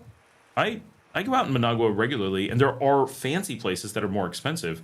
But if I go for Managua dining, it's cheap. Now, I'm going to Primitivo this evening, so that's going to be expensive. But as we talk about on the live stream on Thursdays, Diego said, I'm pretty sure Primitivo is the most expensive restaurant in the country. I don't think that's true, but it's definitely up there, and that's where I'm going tonight. But even there, prices are a fraction of the U.S., right? Really good steaks. I think we said it's like $35. So it all depends, right? When you're going to really fancy places, the prices have to be higher, right? But if I'm dining on the street in Managua, it's very similar to Leon, and getting dinner for $3 to $5 is very easy. Jack says most people use motorcycles if they drive a car. Their job gives them passes for gas. Typically for Nicaraguan people at least. Jack says, to be clear, if they are driving a car, there's likely chance gasoline is provided through their job with these ticket things. It's not for everybody. In general, typical people in Nicaragua do not own a car. Exactly, which is like what I want, right? I wish I didn't have to own a car. I wish there were fewer cars, even more public transportation, especially trains. Yes, Nicaraguan government, I know you're watching. Please, more trains. That's what we want. Everybody wins. They look cool. They're safe. They save money over time. They improve the economy. I know we're looking at trains. I know we're working on it. I'm just prioritize it even more, and more of them, and nicer ones, and big train stations full of restaurants. Richard says, right, and do you think it's fair to the Nicaraguan people to pay $4.50 or more for gas when the price is way less in neighboring countries? Absolutely. Because neighboring countries are overwhelmed with cars, and having cheap gas does not help their economies, not really. It feels, right, especially coming from North America, where we have different prices by state or by province. That feels unfair because we're supposed to be one market, but we're not one market here. And so someone just joked, haha, Nicaraguan, privately. Someone said, haha, Nicaraguan government watching. No, they're actually watching. Like, I know that they're watching. And especially today, we know they're watching, right? But they have told me that they watch. So it's not like a secret or anything. But it is funny. I also know the U.S. watches. That was supposed to be a secret, and an operative let it slip one time, so we know that the U.S. watches too. Not that there's any possibility the U.S. isn't watching, but they're mostly watching via AI. Not so much. There's not a person just sitting there going like, boy, this guy's boring. Why do we have to do this again? Who's got the Scott shift tomorrow? Like, you can just imagine someone in like a CIA office being like, oh my gosh, Scott and his live streams. Could this just ever end? I feel you. But shout out to our CIA guys who are watching. It's cool that you're here. But when you have an entire country with set prices on gas, there is no fairness, right? Whether it's $1 or $10, everyone's paying the same thing, and all the businesses are in the same boat. And we aren't a large manufacturing country, so the amount that there is, someone's really negatively impacted by this, doesn't exist, right? So the money coming from higher cost fuel goes directly in two things. One, it comes from people who are using fuel, goes to everyone. So at some point, it becomes ridiculous. Well, we're going to charge $20 per gallon. Okay, that's probably out of line, unless you really just want to be like, stop using gas. We're not a gas production country. So all of the petrol that we use is money flowing out of the country. Yeah, it's going to allied countries. It's not the worst thing in the world, but it's not great. We're not a super rich country. We don't want to be letting money flow out if we can help it. We would like Iran or Venezuela to sell their oil elsewhere, not to us. But we do want them to sell it, just not to us. We're also not a huge consumer, so they don't particularly care that we're buying it from them so much. I mean, they like that we do, but it's not a huge thing. They're glad that we're buying it from them and not someone else, obviously. But if you raise the price of gas, let's say we raise it to $8, or let's say $10, doubling what it is today, do I feel that that would be unfair when it's cheaper in other countries? I think it is unfair to those other countries who are not getting the benefits of the higher gas price, but they have the ability to raise the price if they wanted to. I would hope that they would, but I don't see that happening. But I could see Costa Rica being like, well, if Nicaragua does it, we're going to do it too, right? Because Costa Rica has that, in that particular area, the same political mentality, right? Which is we want to reduce car usage. We want to be good for the environment. We want to be good for our local industries. Now, unlike Costa Rica, we don't produce cars. Costa Rica actually produces cars. Very few, but they do produce them. They actually have their own car mark that is made down there. It's pretty new. Last year, I think. So they want to see those things convert to something, though, right? They're not producing oil either. So they don't want to sell oil. They do want to make cars. They're not making very much. It's not impacting their economy. What they do want is to get people to do a couple things. One, get cars off the road. Cars do not help the local economy. They harm the local economy. When they're necessary, but we don't want to do anything that encourages cars on the road. And two, when there are cars on the road, we want to discourage oil, because oil does not help the economy. Nicaragua doesn't produce oil, but it does produce electric. A lot of it. And it could produce a lot more, but it's already selling to 7 countries. How much can it reasonably produce? You can only push electric so far. So short of starting to become the world's data center location, which they don't really want to do either, then what are they going to do? And who's going to put a data center here? Probably nobody. Or nobody, nothing really large. Someone will put something. So what do? Well, electric cars would be a great answer to that. And BYD and other electric makers are now available in country, and there are charging stations starting to pop up.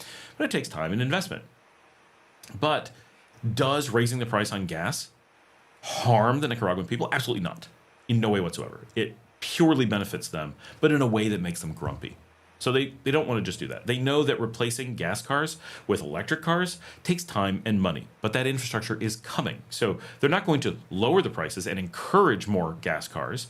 They're simply going to keep it high and encourage good behavior. I wish they would push it higher, but they have much more trained economists than I am, and their economists have done a pretty phenomenal job over the last 17 years. So I'm certainly not going to question them. If I was the economist that they brought in to make these recommendations, I would push the prices higher, probably around $8, not double, but significantly higher, to where people go, wow, they really don't want us buying gas. That's right, people. I don't want you buying gas. I want to encourage smaller vehicles, electric vehicles. I want safer. I want cheaper. I want better things for our economy, and better things for our environment, and better things for the world. And I don't want to be forcibly dependent on external regimes, and I don't want external forces like the United States able to simply cut our supply of fuel and leave us crippled. So from a military perspective, from an economic perspective, from an environmental perspective, from a what's good for the people on the street perspective, I want high gas prices, but it has to be done slowly over time after the infrastructure is in place so that people can convert. We also have the infrastructure, potentially with the underlying infrastructure, to move to hydrogen without external dependency. So it doesn't have to be electric. I'm not here to say electric is the answer. It may not be. But I feel that petrol is not the answer, and Nicaragua is leading the region in being able to get away from it. We're the power producer, so we're able to do some of those things. I don't want luxury cars. And also, to some degree, would raising the price of gas punish the rich who are driving around in their big vehicles because they're flashy? Absolutely. That is a kind of tax I absolutely want. And you know what? I'm a rich Nicaraguan, or a rich Nicaraguan resident. Do you know who should be taxed more? Let's be fair. I'm living quite well, right? If you want to tax me more for doing behavior that's not necessarily good for the country, driving, then raise the cost of fuel. That is a perfect way to do it. Because if I was driving an electric vehicle, and I do drive a hybrid vehicle, then you would be less negatively impacted by me being on the road. If you want me to have no vehicle at all, then you need to provide a better infrastructure like trains and more buses that go more places directly, which I hope they will do, and I hope that I drive less, and I hope that I eventually don't need a vehicle at all, and that I can travel all over the country with greater luxury and speed than I can currently. These are all things that are coming. These are all things that the U.S. worked hard to take away from Nicaragua. So I absolutely, for the reason of wanting to be fair to Nicaraguan as a people within the region, and to being particularly beneficial to the poor while taxing the rich, I want to see the highest prices. I think that it is the other countries in the region that should answer as to why they're keeping the prices so low. It just doesn't make sense, I don't think, for their countries. They're not producing it either. They're in the same boat. We could all benefit. And as Mexico and Guatemala are making this big investment in putting trains into the region, fingers crossed that it all comes to fruition, we are going to see within a reasonable time frame a massive drop in the amount that people need to drive so that we're able to cut off some of this stuff. But these things take time. And so with many things here in Nicaragua, what you're seeing is a country in motion, in situ, because we've only been sovereign for It's now 26, 47 years. We've already seen the 4719 banners out. Saw it this morning. And we've only been self-governing without a puppet for about 18 years. So a lot of the fixes to the puppet years of economic devastation are not very long in the making, and turning economies around is a difficult thing that takes time. And during that time, there was a backed coup, and there was the COVID years. These things hurt everybody, right? So we just lost some of those years. That Nicaragua is the strongest economy in the region. That it's making these decisions. That such good stuff is happening on the ground. What's important is not the position of the economy, but the trajectory of the economy. And it's doing such good things that, yeah, I think it feels like, but people need cheap old cars. Yeah, it feels that way. But it only feels that way because we're in the transition years where we did have cheap old cars. Now the gas is getting expensive, but the electric car is now available. Hydrogen cars are nearly available. The infrastructure is almost in place, and the electric cars are a fraction of the cost of the gas cars. And we used to not have access to the cheap cars from China, and now we do directly. So the overall situation has changed, but not changed in an unpredictable way, changed in a, oh my gosh, there's clearly such a plan for good things. It's so cool to see it in motion. It's clearly working and has a lot to play out, but we can see where it's going in really great places.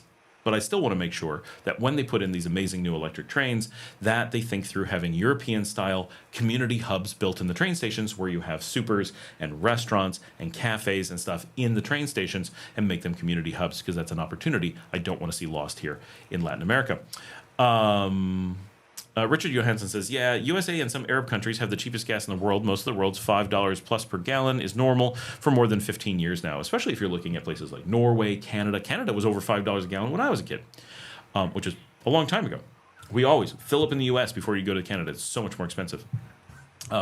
Oil-producing countries generally provide cheap oil to their own people. It's an advantage, right? But it's an advantage because they're still making profit on it. If Nicaragua drops the price on oil, it just encourages people to send more money out of the country. So it doesn't actually benefit the people. It just creates more driving for the most part. So it's a difficult one. Jack says, a car is a luxury, my friend. I don't have a car or a motorcycle. I live a good life. I walk for food, etc. Everything is close enough. I can't really do that. I can walk pretty far, but I do need a vehicle. Or I take the bus, right? It's so close and so easy. Thank goodness for an amazing municipal bus system. Jack says, never been healthier. All my diet problems and health problems after a couple of years of living here. Richard says, tell that to the people who need to drive to their jobs. Not everyone works from home like you do. You're privileged earning US dollars in a poor country. I don't know anyone who needs to drive to their job, right? Nicaraguans who are poor don't drive to work. Never. None of them. That is not a thing. That is a, it's easy to say I'm privileged, right? I'm literally telling you how to tax the privileged and saying, well, it's a privilege to be able to be taxed. It is a privilege to be able to be taxed. But when the rich are telling you how to tax the rich and how to help the poor, it's a manipulation tactic that's really common to be like, you don't know. And then how do we harm the poor, right? You want to harm the poor? Make gas cheap, because the poor don't have cars. Middle class is where it starts in Nicaragua to be able to consider a car. But very few of them need to drive or can drive, right? Doctors, none of them are driving cars to work. Right? The hospital parking lots are not full of doctors driving to work.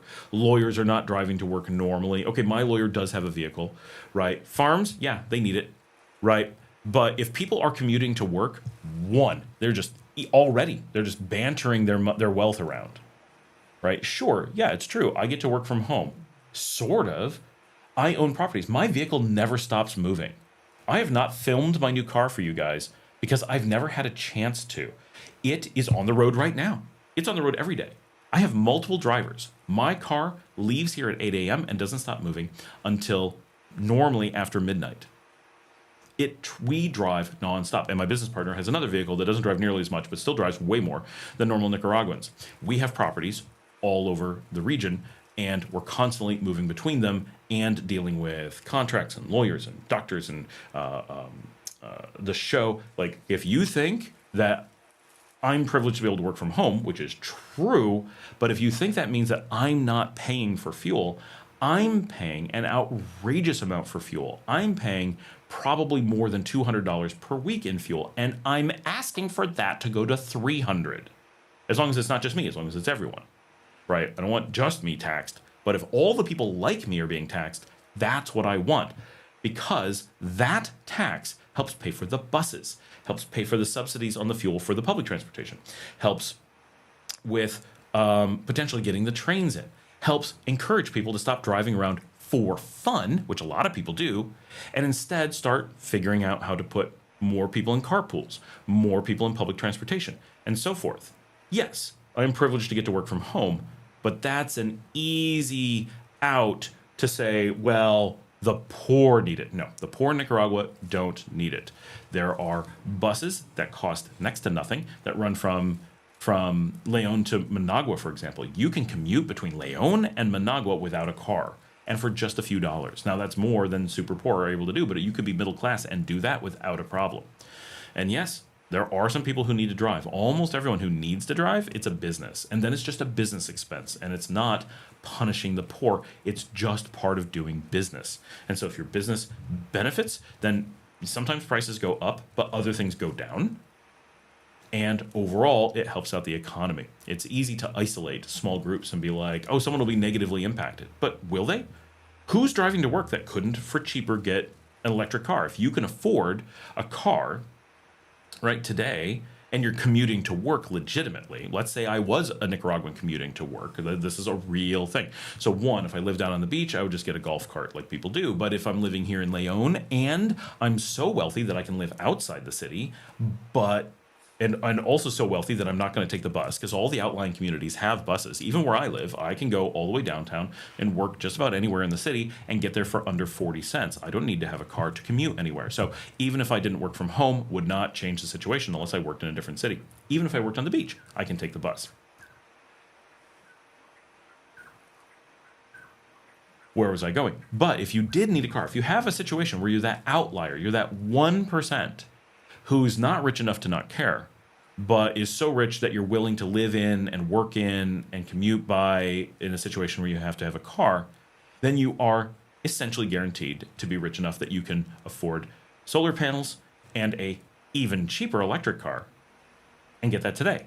Our electric cars, very nice ones here, are under $10,000 and available in the country. Solar panels here are quite affordable. Sunlight here is plentiful. The ability to charge a car for commuting, if that's truly what you're using it for, is pretty much nominal.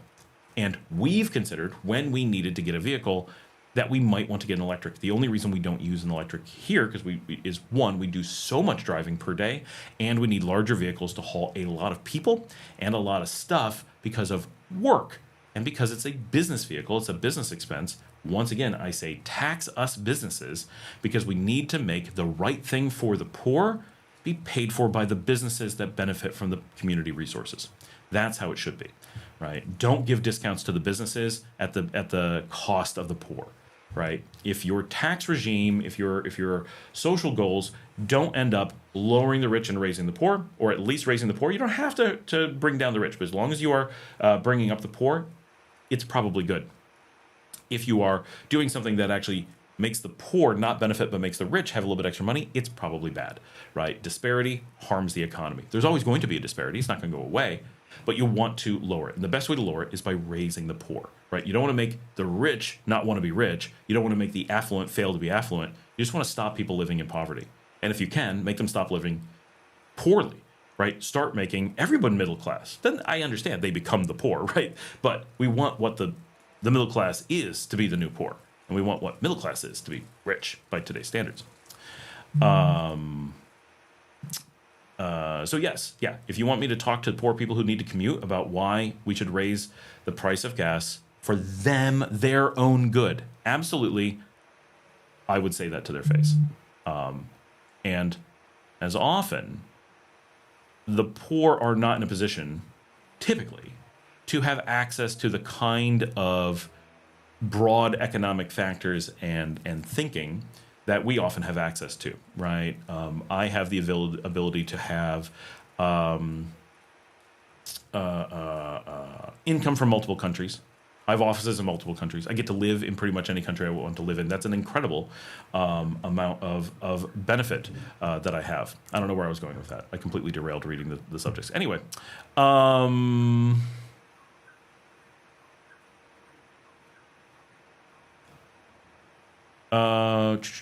There's a lot of comments. Hold on, I gotta find them. Talking about gas, Arab countries, cars, luxury. I don't have a car, motorcycle, live a good life. Tell that to the people. Those people drive motorcycles generally and are bothered by gasoline, but not as much as you feel. People are unhappy here because there aren't enough jobs, which is, again, an economic factor from the United States, not from Nicaragua. The U.S. has done a lot to try to manipulate the job market here, both because they want to avoid the world using us as an example of how good this system works, but also because they need to drive low-cost workers into the U.S.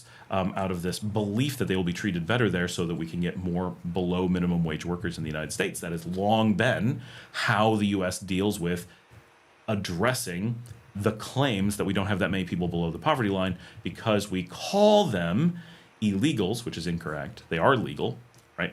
It's not illegal. It is illegal. It's not criminal to be illegal in the U.S. We need those people to work the jobs that Americans won't work, so that when we measure American income, it doesn't look like we have so many people below the poverty line. But also, don't forget about like the huge bus system that hundreds of thousands use. Exactly. Amazing bus systems all over the country.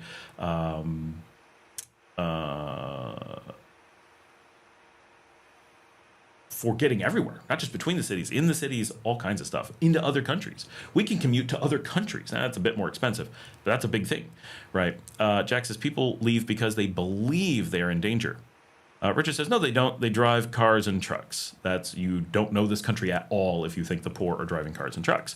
That is not the case.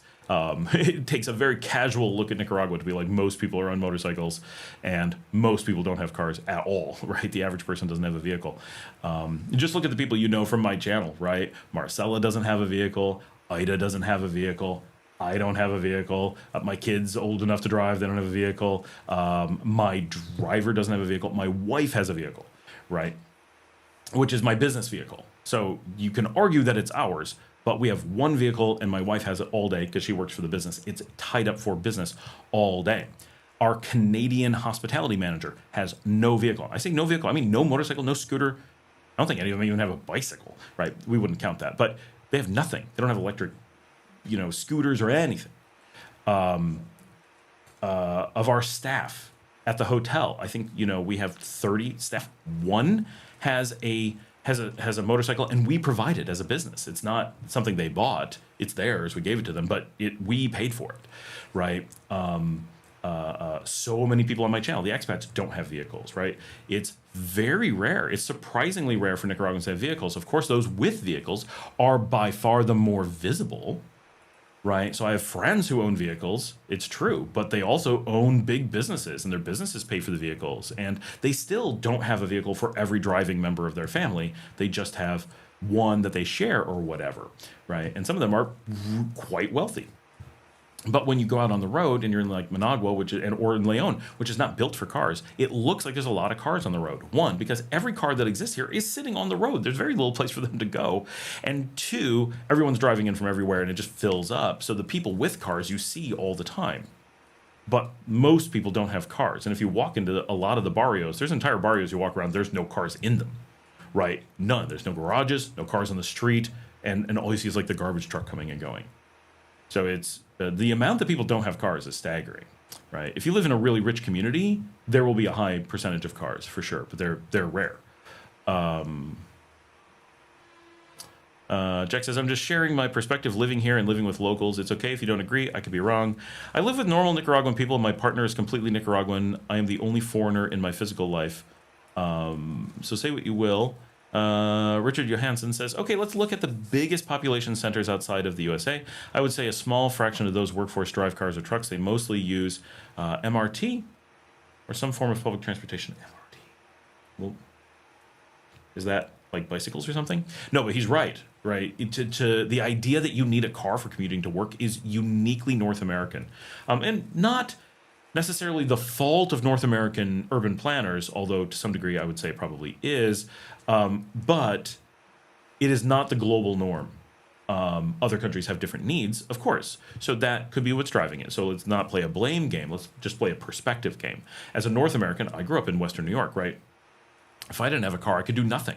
And if you didn't have cheap gas, the poor became helpless because we didn't have public transportation. There was no public transportation in my county, let alone my town, right? And there was no ability to carpool. I had no one to carpool with. And even if I could find someone, we wouldn't be going to the same place.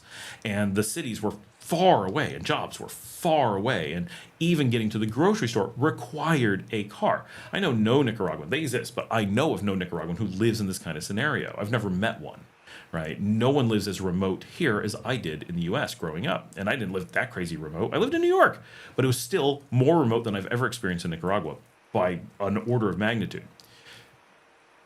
Here, those same communities would actually have public transportation, right? It's so different. In most of the world, though, the majority of people, even in relatively rural populations, not farm workers generally, but relatively rural populations around the world, typically manage to live off of public transportation, or at most they have like scooters and stuff, right? We're looking at Asia, we're looking at Africa, even lots of Europe. Loads of Europeans would be like, even if this was Europe, we could rate, and they do, right? Europe raises the prices on fuel like you wouldn't believe because of exactly these things. They want to make public transportation more available. They want to discourage the affluent abuse of fuel for no reason.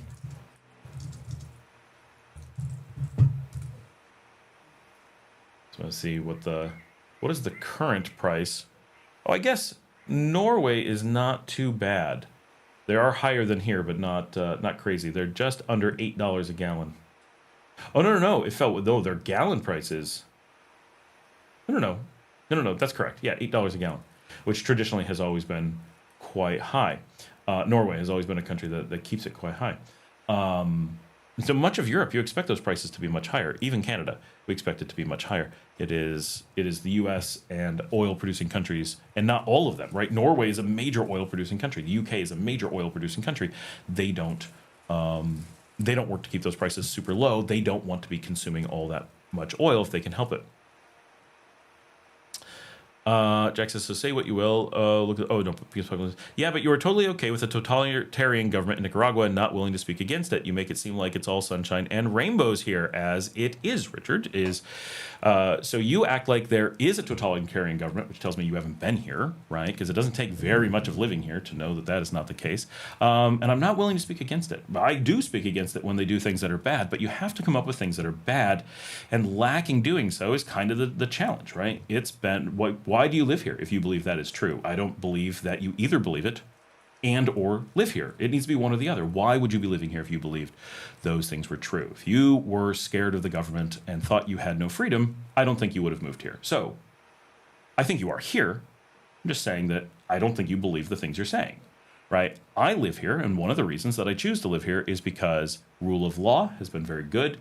I feel that the protections for property are far better than in the U.S. I also like the weather. There's things the government doesn't control that I like. I don't think the government's controlling the weather. But that I feel more free and am able to speak freely is actually a big deal here. So it's hard to say it's a totalitarian government because I got more freedom. Now, sure, you can say, well, yeah, that's only because the U.S. is more totalitarian government. That's legit. That's a reasonable thing to say. But the fact that I choose to live here and have access to information, can and have traveled and lived all over the world, and can openly live anywhere I want, more or less, within reason, tells you a lot. When Nicaraguans move to the United States and are trapped, it doesn't tell you the same thing, which people will often try to spin. Oh, well, they moved to the U.S., it must be fantastic. No. They made a one-way trip, they burned their bridges, they spent all their money, and they were misled because they couldn't go visit and make decisions and then come back later. I came to Nicaragua over a period of years. I watched what it was like to live here. I watched how it changed over time. I got to witness it on the ground. I've owned businesses here for 10 years. I've lived here for 11. So, and I've also lived in Spain and Italy and Greece, Ukraine during the war, Romania. I've spent time in Africa, all over Europe, all over Latin America. I have offices today in multiple countries. My ability to I can move to another country today. I could literally pack up and be gone today if I felt the things you were saying were true. And I believe you could too, and would if you believe them to be true. If I believe them to be true, I would have left. So that I have the demonstrable ability to go wherever. And as everybody says, oh, no, you can't talk about the Venezuela situation on your channel. You can't do that. Of course I can, right? You can't let there be an open conversation. Of course I can, because this is a free country. We're able to do that stuff. Now, I'm not here to inappropriately try to manipulate a foreign government. That is often what Americans try to then say, oh, well, but you can't manipulate a foreign government. Right. You can't really do that in any free country. That is a requirement for a country to be free. You're allowed to do that in the US because there's no ability to manipulate the government because it's totalitarian.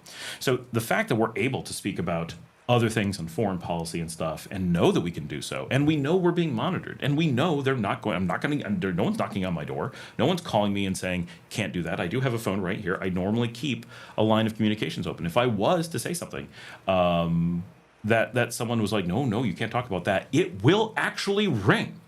And one time I had a bunch of people falsely report me for saying something they claimed was incorrect, which was untrue, and I got the call, and I had a real conversation. And I said, I don't think you're correct. Go watch the transcript. I said what's accurate. They're lying to you. And they're like, okay. And they went and watched it. They're like, you're right. Put the show back. Perfect. Right? Because lying is illegal here. Manipulation is illegal. Good. Because those are requirements for a free society. Once it's okay to falsify information, then people live without knowing what is true and what isn't. And you can't be free if you don't know what's true. You don't know you're free. You can't even start to think in the terms of being free. So,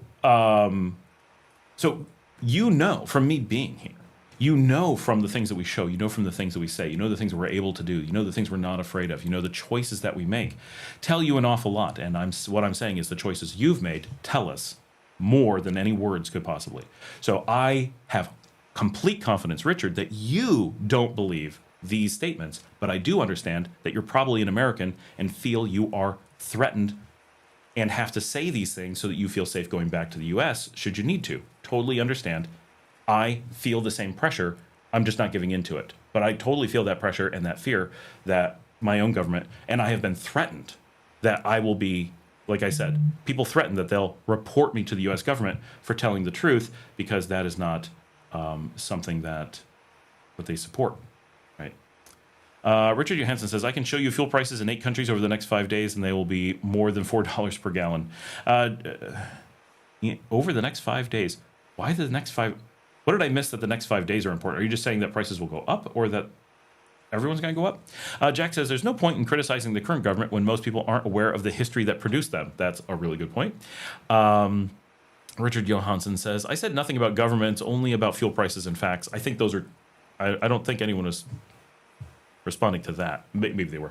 Richard says, history is important, but why not focus on exactly what is currently happening now? You can't ignore the current situation and the fact that you can't speak your mind open in public. But you can't ignore the fact that you can speak your mind open in public and that Nicaraguans do it all the time. I go out in public and people are talking politics all the time. It is the US where people are fearful of speaking in public. I'm fearful of speaking in Nicaragua about the US because the US is so not free in that way. But where do you think you can't go in Nicaragua and speak about politics? Nicaragua has always been an open political environment, and everyone I know openly speaks about it. Expats are told they can't, but no one can demonstrate a situation where they couldn't. So it's easy to say you can't ignore the current situation, but we're not. It is the current situation we're talking about. History is important, and one has created a situation where the country does have to have some protections against misinformation because of major external propaganda campaigns. That is true, and that's unfortunate that they have to do that to maintain some amount of freedom. It's just a requirement when you have a colonizing force of such magnitude on your doorstep. That is a very unfortunate situation, but it is reality. They have to work with what they have. But to repeat the propaganda, again, I understand you're fearful as an American and feel you have to report the propaganda as if it were true because you're fearful of what the United States will do to you. We totally understand. And some people are paid to do this, but we know that a lot of people just live in fear that they won't be able to be extracted, or they won't be able to use the embassy, or they won't be able to return home to visit family or whatever. Totally understand. But again, that you're here We know beyond a shadow of a doubt you don't believe these things are true. Jack says, I can't speak my mind in public anywhere. I'm against Israel. What's your point? I'm a British citizen, but I would be arrested for saying what I believe. Oh. He says he can't speak his mind anywhere. But I want to point out, he can't speak his mind anywhere, but he spoke his mind in Nicaragua. The government knows where he lives. I know where he lives, so if I know, they know. He's very well known. He's a high-profile figure in Nicaragua. And he's pointing out that it is unique that here he can speak his mind because he feels he can't, I believe, in British territory. Jack says, so why point fingers? Richard says, speak your mind in Nicaragua, go put a sign in a rotunda in Managua and see if you are able to. So again, this is the thing that I just warned everyone against. This is a U.S. tactic. Try to do something where you're attempting to manipulate the local government, which is unethical and illegal in any free country, and see if you're able to do that. I am not a Nicaraguan.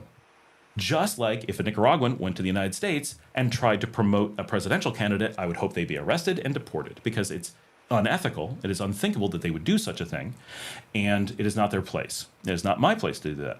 So Richard is pointing out that Nicaragua is free, but in this way that America has written a playbook on how to state something unethical and obviously illegal in any free country and pretend that that is a Nicaraguan's ability to have a public conversation. You see the manipulation and the propaganda at work. So Richard is giving the example. He is clearly representing fear of the American government. He is repeating a playbook provided by the CIA. It's a well-known playbook we see in all kinds of post shops. And his claim that he is in Nicaragua and remaining while claiming to have these fears, which obviously he doesn't, proves he doesn't actually have these fears. So we know this is what is happening in Venezuela as well. We don't know 100% because we're not in Venezuela, but we know this is what's happening in Venezuela. Venezuelans have Venezuelans who believe they are under threat from the U.S. Well, they just bombed them, so that's a fact. The U.S. has been threatening them, so that makes it a fact. Whether they actually do something or not, the threat is real. That's a real fear. They are told the U.S. is going to give them things if they toe the line. And so they're likely to repeat, either out of fear or out of hope, things that they know are untrue and things that are easy to call out as propaganda because it's so silly. So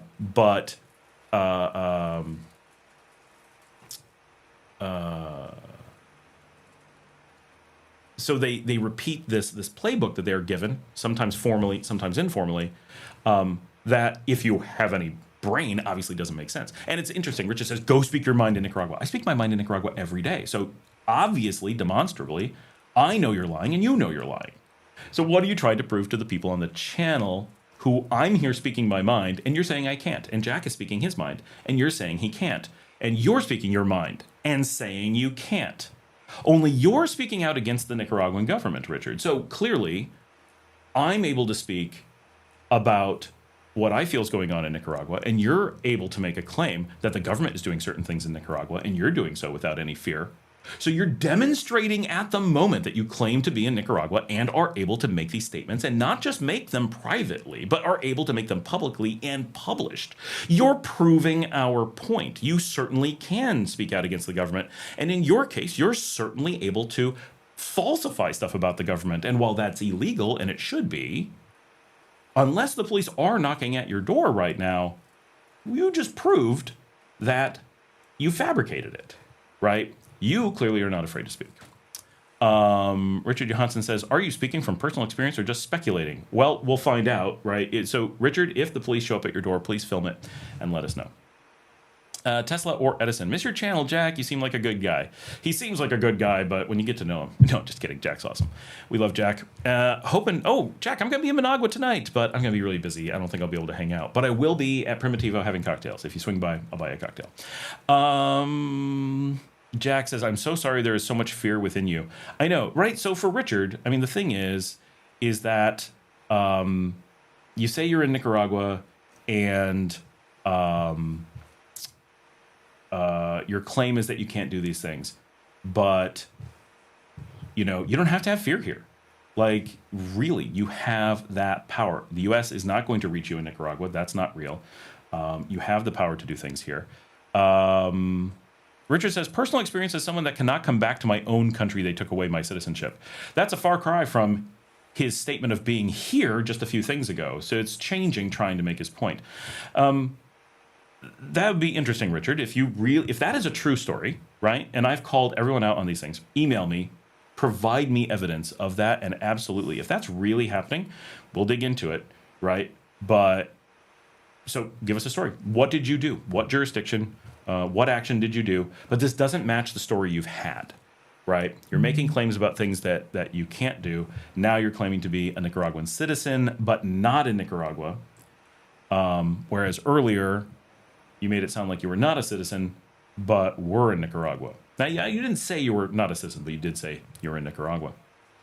Jack says, for clarity, when I said most people use motorcycles in Nicaragua, I meant of those of us who use vehicles, most people use buses and shuttles. Not everyone has motorcycles. Right. I would also point out that Richard doesn't seem to have the knowledge of Nicaragua of someone who's from here, so it's surprising. But maybe he's claiming he's been gone for a long time, but maybe he left. So I also want to know how they took away your citizenship. Like, that's so unbelievably rare. So the U.S. is doing this, right? So hopefully you're not in the U.S. because you're screwed, right? Because they won't recognize that you can't have recognized citizenship anymore in the U.S. You're just always hoping for the best, right?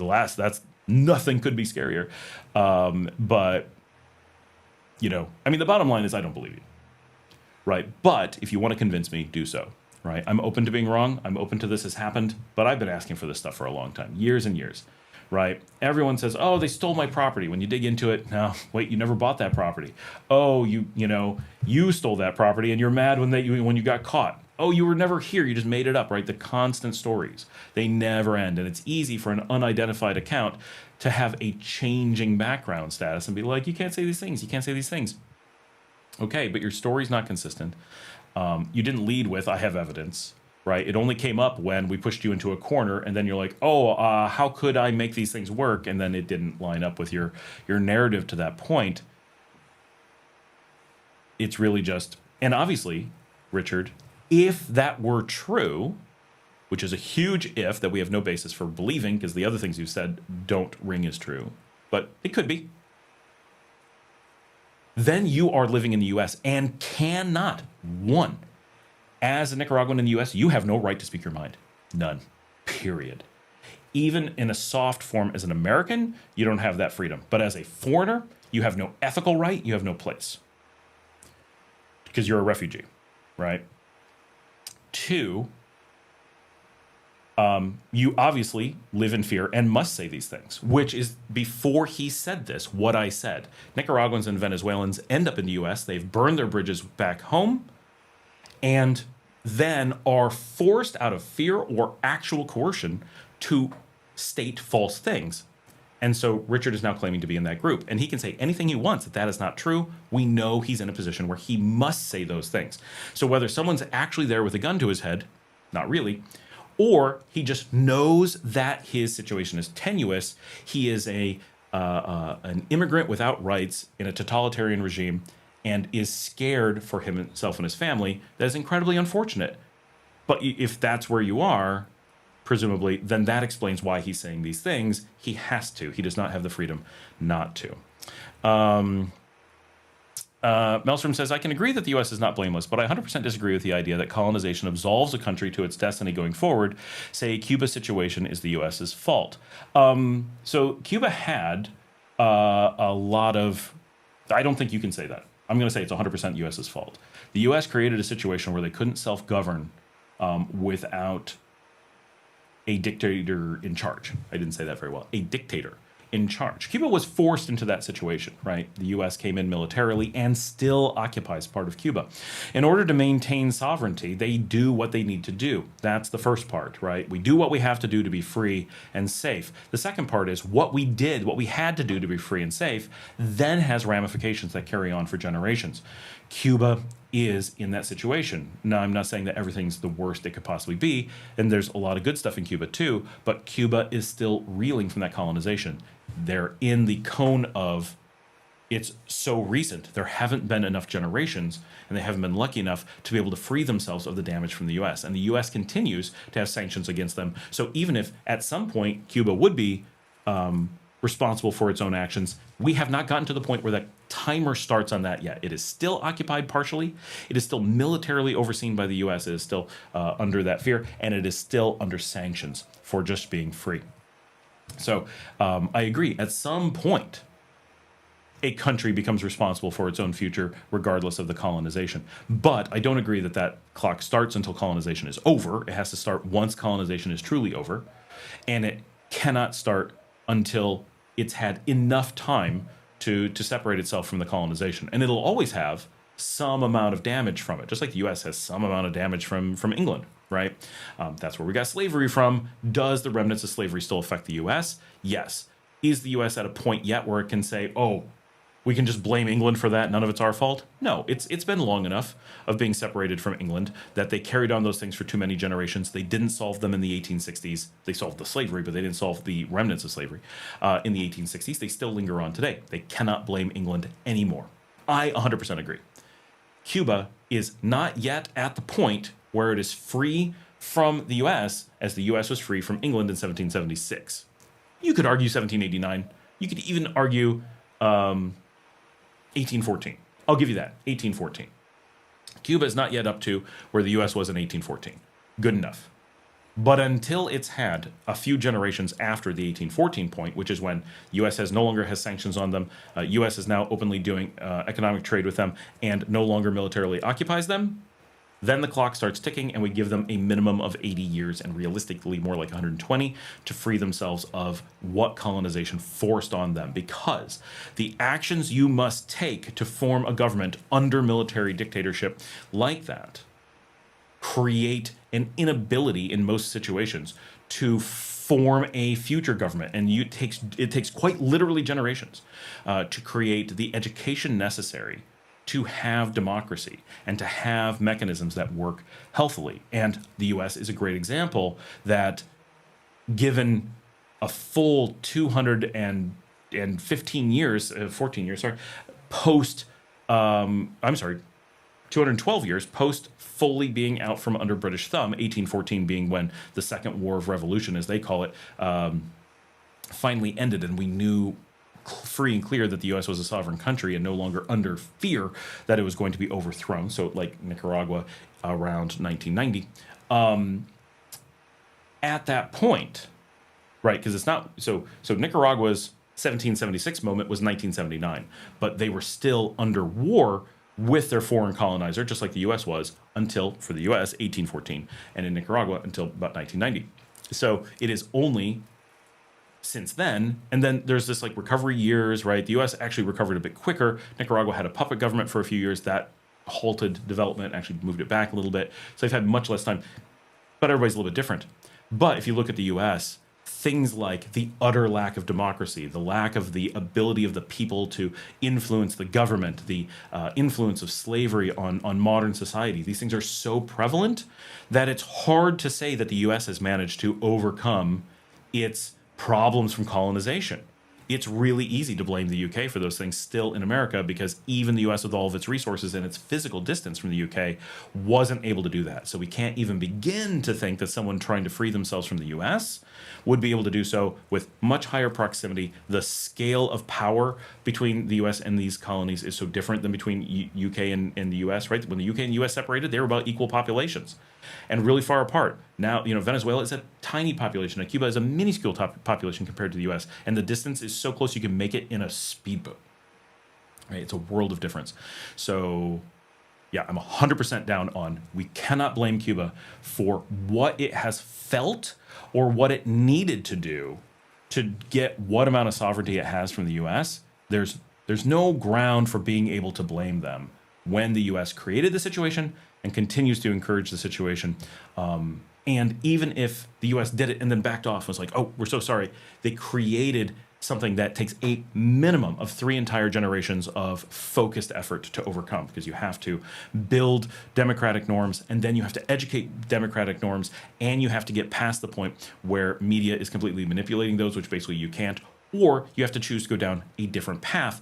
And for many countries, that path is never to go into a democracy, which is the US actually has policies, as people have stated, to not be democratic. Monroe Doctrine being an actual foreign policy that democracy does not exist in the New World outside of the U.S., only at its whim, and has been used to enforce anti-democracy throughout the region.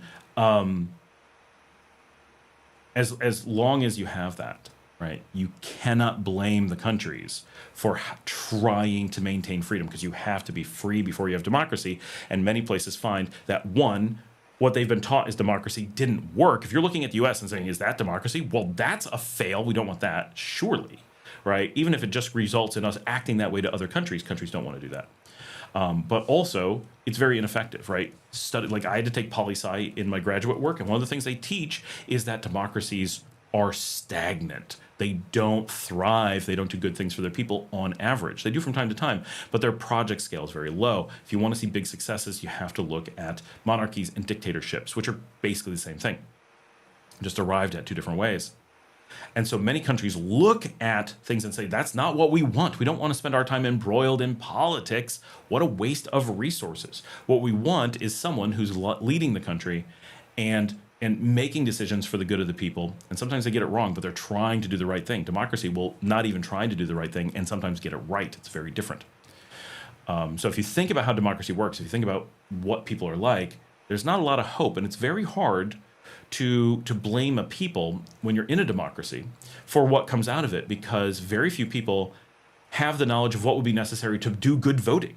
So even if you went to Cuba and made it 100% a straight Swiss-style democracy, the only like real democracy that you can think of on any scale, and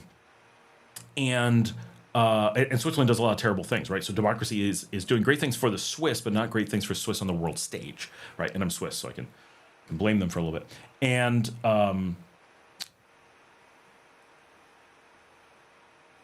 so even if you went into Cuba today, wiped out all semblance of polity, reformed with a straight up democracy using nothing but voting, and had some miracle where you didn't have to oversee anything and it just worked, you would still expect mostly disaster, because people would be easily manipulated. They wouldn't have the knowledge of foreign affairs, of history, of economics to make good decisions. And a great example is the seizure of the people's investment during the Obama era. They convinced the poor to vote against their own good and seize a bunch of the bank assets, put caps on incomes for the people who were representing the poor, so that all the best people went to represent the rich. The rich totally manipulated it. I worked in banking. I watched it happen, and watching how easily the poor could be whipped up into a frenzy and made to just vote however you want. It's way too easy. Democracies are very easy to manipulate, even when you have a relatively affluent and relatively educated and relatively long-term politically versed population. To do it to a new country, thinking that 3 generations is enough to give them some responsibility for their actions, is actually very tough. Noelcast007 says, good morning, Scott. This is a good opportunity to do a couple of live streams today to keep up with the situation in Venezuela and behind. Just a thought, you can keep us informed and calm. Thank you. Unfortunately, I can't do several today. I actually have Marcella's elementary school girls' friends have all of, they're going out tonight, and the husbands and stuff of that group are friends with me, and they asked if I could go to Managua and go out drinking with them tonight. So I am heading out to Managua in just a little while to go drinking. So sorry, I have a night out that was pre-planned. I would do an all-day live stream on Venezuela. Otherwise, it would be a fantastic thing, and our numbers are incredible. So it would be, for a lot of reasons, really great. But I would love to do that. I can't. Jack says I would make. Whoa, he scrolled. No. There's a lot of... Okay. I would make more videos, but I don't want consequences with the Americans. Ironically, it's fear of my own country that shuts me up, not the Sandinistas. Exactly. That's all of my threats. I've never been threatened in Nicaragua, and I've never been threatened with, like, we're going to report you to Nicaragua, right? But I have been threatened about stuff happening in the U.S. to me, or sending the U.S. to get me here. That's pretty silly. But, like, that's real. Now, I'm not saying that the threats are real, that something would happen to me, but people feel they're real enough that they can make the threat. Maelstrom says, and to be fair, I don't think Nicaragua is comparable to those regimes. For all its faults, the Sandinistas have kept the free market economy and kept the gang issues of Central America out. Absolutely. Every country has their own issues. I think Nicaragua is an example of, could good things happen in a short term? They can. But there's many different factors as well. Sometimes you just get lucky. Sometimes it's who you have available, right? Like we got lucky that the leader we had available, and remember that the leaders are generally elected through popularity. So it's, do we have a benevolent dictator who's handsome enough to get elected a leader, right? What if John F. Kennedy had been really evil? As it was, he was pretty bad, but he did a lot of good things too. But JFK got elected primarily because he was good looking, which is also weird because the guy, from my perspective, is super ugly. But whatever, he was good looking for the time, I guess. I don't know. But because he was perceived as being handsome, that did a lot to catapult him into being president. Well, he could have been a really evil person and looked the same and potentially gotten to be president and done really more horrible things, right? Actually led to nuclear holocaust or whatever. As it was, he was on the button. So one of the things that, Cuba, North Korea, whatever, when you have sudden regime change, you have some fears. Sudden regime, meaning like the U.S. comes in, disrupts things, is like, okay, put together a government, whatever. You have a couple things. One is people are afraid and think that they have to do bad things to themselves to keep the Americans happy. That's a real fear, right? That's what happened in 1990 here. People are like, we're so afraid of the U.S. doing more damage, we're just going to do less damage ourselves in the hopes of placating the U.S. And so they did, and they did a ton of damage. And maybe it did work out for the best. Maybe the U.S. would have reacted more militarily had they not, and maybe it was worth it. Right? We can't say. We don't know. But that's a thought process that happens. Two, you basically only have someone who's incredibly in the public eye, like Ortega was, or incredibly rich, like I don't know who, but in some countries it's someone, probably North Korea, someone super rich, ends up coming to power, someone who's hereditary and comes to power, we overthrew the government we didn't like, so this monarch stepped in. That happens on a regular basis. Someone who just happens to be like really popular with the military or something like that. You need something to catapult you in. And so if your situation is your really well-known person is ugly or generally just disliked, or they're autistic and people don't understand them or don't want to listen to them, or don't like hearing the truth, or your person is very personable and they're handsome and people are like, yeah, this could be our leader, but they're evil, you end up with, you may not vote for the person, or you not accept the person who would be really good for you, or you do, and that just who's available is a huge factor, and not something that the country gets to control, because a foreign power comes in, rolls the dice, and makes you restart. And you don't get to spend years making decisions. You don't have a process of the right people bubbling to the top. And even then, it's hard, right? Look at the U.S. It didn't work. But it's you don't have those mechanisms. You have to, in that snapshot, take who's available that you feel will be able to maintain the country. And so it's a whole bunch of uneducated people with no visibility making snap decisions that they've had no time to research, know nothing about, and have no insight on. And then how do you hold them accountable for that? It's very, very difficult. So yes, in Nicaragua it ended up working, but did it work because Nicaraguans are such a better people than Cubans? I don't think that that's true, right? I love Nicaragua and I love the Nicaraguan people, but I think there's just as many wonderful Cubans. I haven't been there, but I'm just going to go out on a limb and say I bet Cuba is just as full of just as wonderful people who want the same good things for themselves as Nicaragua and want the same good things for their neighbors as Nicaragua, but didn't have the same opportunities. And it could just be the person, it could be the proximity, it could be the year that it happened. There's so many factors. Right? It could be that they're an island, right? All kinds of things play in. Richard Johansson says they also have massive improved literacy rates and food security. Things have been great here, right? It's been fantastic, which is why the U.S. fears it so much. Jack says, I've seen the police handle my fiance's problems in a way that made me see the police, at least some of them, genuinely care. I also had an experience where my friend's skateboard got stolen. The police helped her get it back, and when she found the guy selling it, they set up a sting to catch him. I was shocked. I had nothing to do with it, but I've seen different kind of policing here compared to the violent systems used in the USA where I lived before. It's very confusing because the narrative online is that everything here is horrible. News is always skewed that way. It's hopeless online. And I have to say, we have the same experience, right? With police here, with courts here. Universally, it's been not perfect, but so much better than what we expect. And the polar opposite of what we're told to expect. It is not in any way what people perceive it is going to be.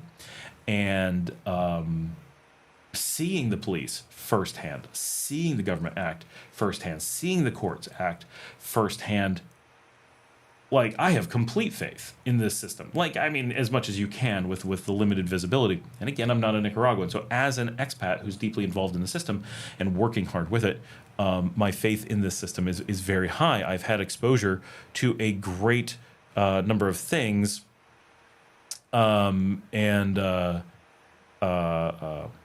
consistently, what we see is so good in all these ways. Yeah, there's some minor stuff that's negative. Absolutely, it's not perfect, obviously, but when you're really here and really observing it, and this is telling, right? Obviously, the people we know that are here and observing it, it's good. If it wasn't, they'd be gone. But when I go back to other places and talk to people who've left Nicaragua, it's either they're living in fear somewhere and can't talk about it, or they're like, yeah, I needed a job, right? Or I needed a job opportunity. I felt the career opportunity, or I was misled and thought that was true, but it wasn't, right? And I know someone who's, I know people who move to neighboring countries, right? Like Honduras, El Salvador, stuff like that, because they have a job opportunity or whatever. And those things have to happen. But likewise, right? I know loads of Americans and Canadians who move here.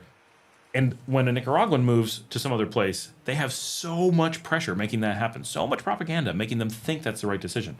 When Americans, Canadians move here, they have so much propaganda trying to convince them not to do that, right? And that we still do it in droves, not the same number of droves by any stretch, that we still do it in the same droves with all the fears we have back home says a lot. Maelstrom says, oh, and undertrained compared to almost all Western nations. Undertrained is definitely true. Nick Alberto is here. Hey, how's it going? Alberta boy is here. Hire a housekeeper, driver, pool guy, etc. Buy local. Tip your waiter. Alberta boy and I are now neighbors, or will be in 6 days. We actually were hanging out with Janet, who's next up. I've never even rented a car here. And Ramon, her husband himself, has never had one, even a motorcycle. It's amazing how many people just never drive. Alberta boy and Roger Funk and Janet and Marcella and Paul and Dominica and my driver slash bodyguard. Was that all of us? Oh, and Gigi, Jillian, from the beach. We all went out to Via Via last night. So we had we had a group, which is almost all, well, probably 2/3 expats, which is far more than normal. Had a nice time. Alpha Rockers was out of Via Via. It was a very good show.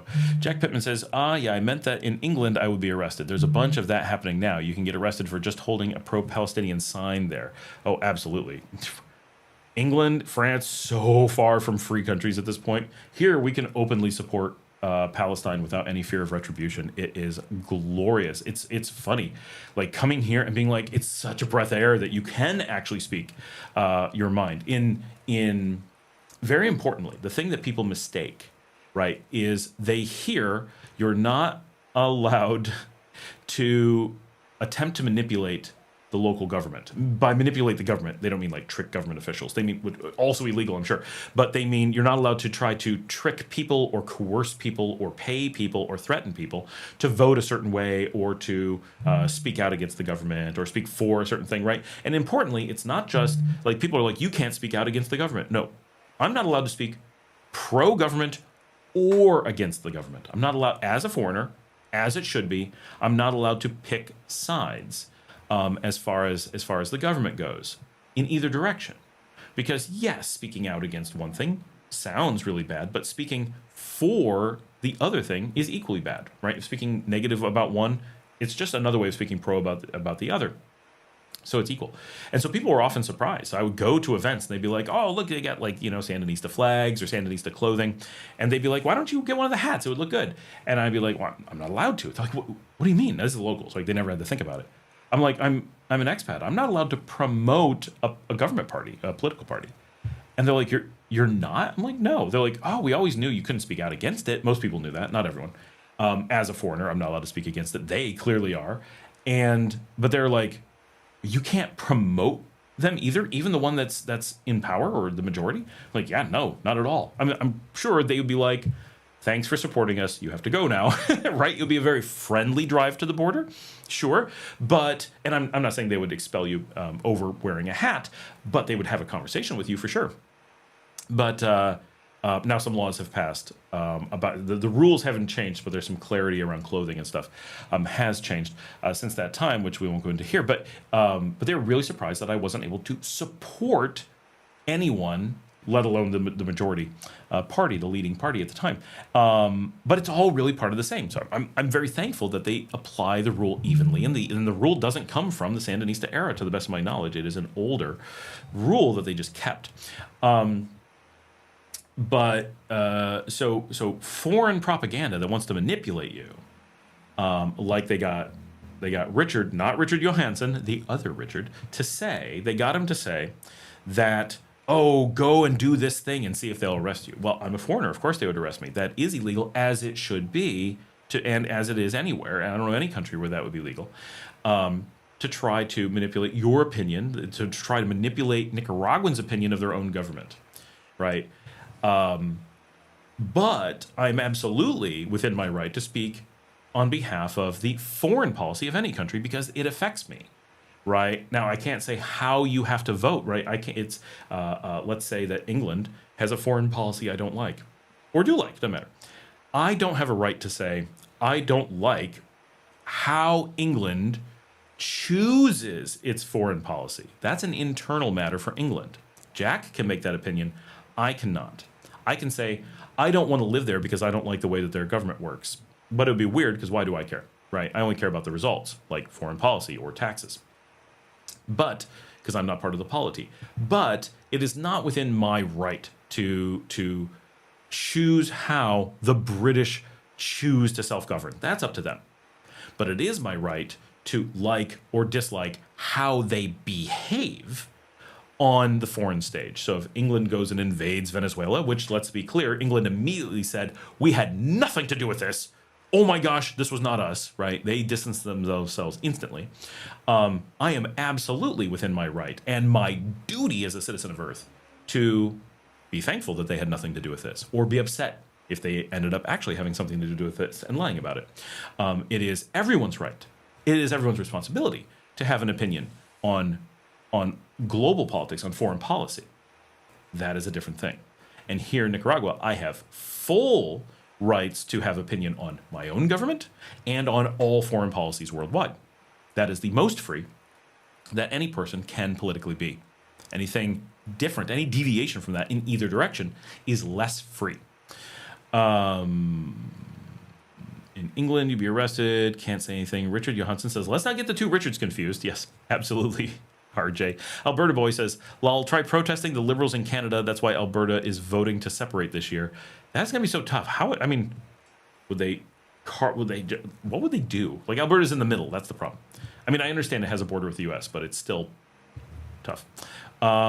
Jack says, in Nicaragua, I have always been allowed to speak my mind openly on YouTube. No one ever gave me problems for doing that. For what it's worth, I stopped once I realized that what the US had done here. And I want to point out that it is normal for politics to be discussed in restaurants and bars here, even with me. And it is incredibly common if I'm in a spot with expats.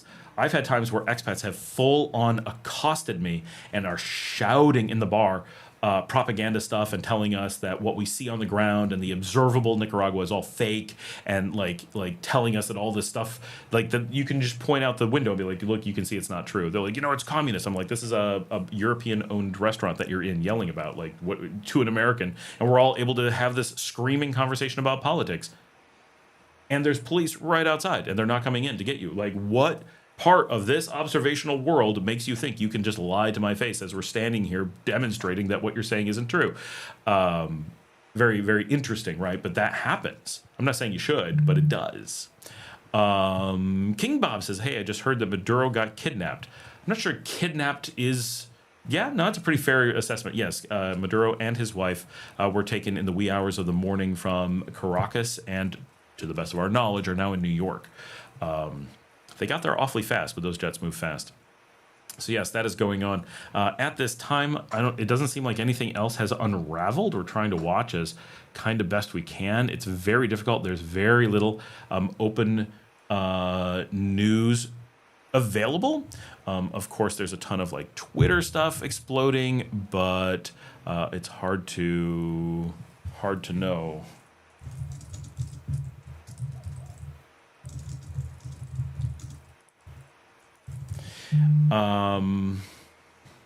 but yes, Maduro was kidnapped. The vice president has stepped in Venezuela. Currently, Venezuela is still free and self-governing, but we will see how long that lasts. Richard Johansson, for the 8 different countries comment. I travel a lot for work, so I would be able to take photos of fuel prices in several countries. Nothing market speculative. Oh, I see. I mean, it's pretty reliable looking that up online for basically recent prices. Jack says, I think he meant he was in the USA. There are a lot of Nicaraguans in Nicaragua now that got kicked out of the USA. True. There's a big wave of people who got kicked out of the USA. Oh, yes, that's true. Lots of people coming back who got deported. They tend to be quite frustrated because they want to live in the U.S. and can't, and it's tempting to take that anger out on Nicaragua. Well, he said he couldn't return to Nicaragua, though. So at first he said he was in Nicaragua. Or maybe we could go back and read it. If we know he's in the USA and read what he says here and all the things he can't do, then it changes his entire thing that seemed to be a rant about Nicaragua is actually a rant about the USA, and we just assumed he was in Nicaragua and using Nicaragua's context to make us feel that way, but he didn't want to lie, so he said it about the US? I don't know.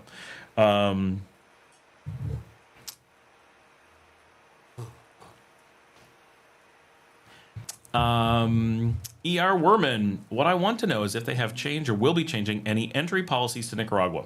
At this time, I'll give everybody a second to will Nicaragua be changing its entry requirements? No, we do not believe that this will be the case, and I have tried to hint at could this be happening, and the answer was we don't think so. There is nothing happening that would suggest that it's going to change. There is no reason to be worried about it beyond there's a lot going on in the world and we're always worried.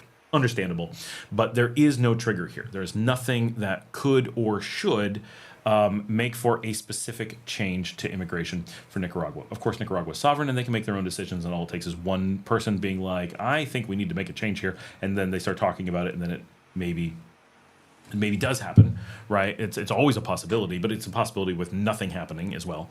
But much like Venezuela being bombed, did something prompt Venezuela being bombed? No, nothing. Right? Are they stealing oil? No. Do they have some change of government that hasn't been the same for decades? No. Is there some new interaction with the U.S. happening? No. Is there some shipping of drugs to the U.S.? No. None of those things are happening. So there was nothing to prompt bombing Venezuela, and yet here we are. So we understand that things can just happen because someone gets bored and decides to do something, or sees some dollar signs and decides to go take things. That can be a trigger.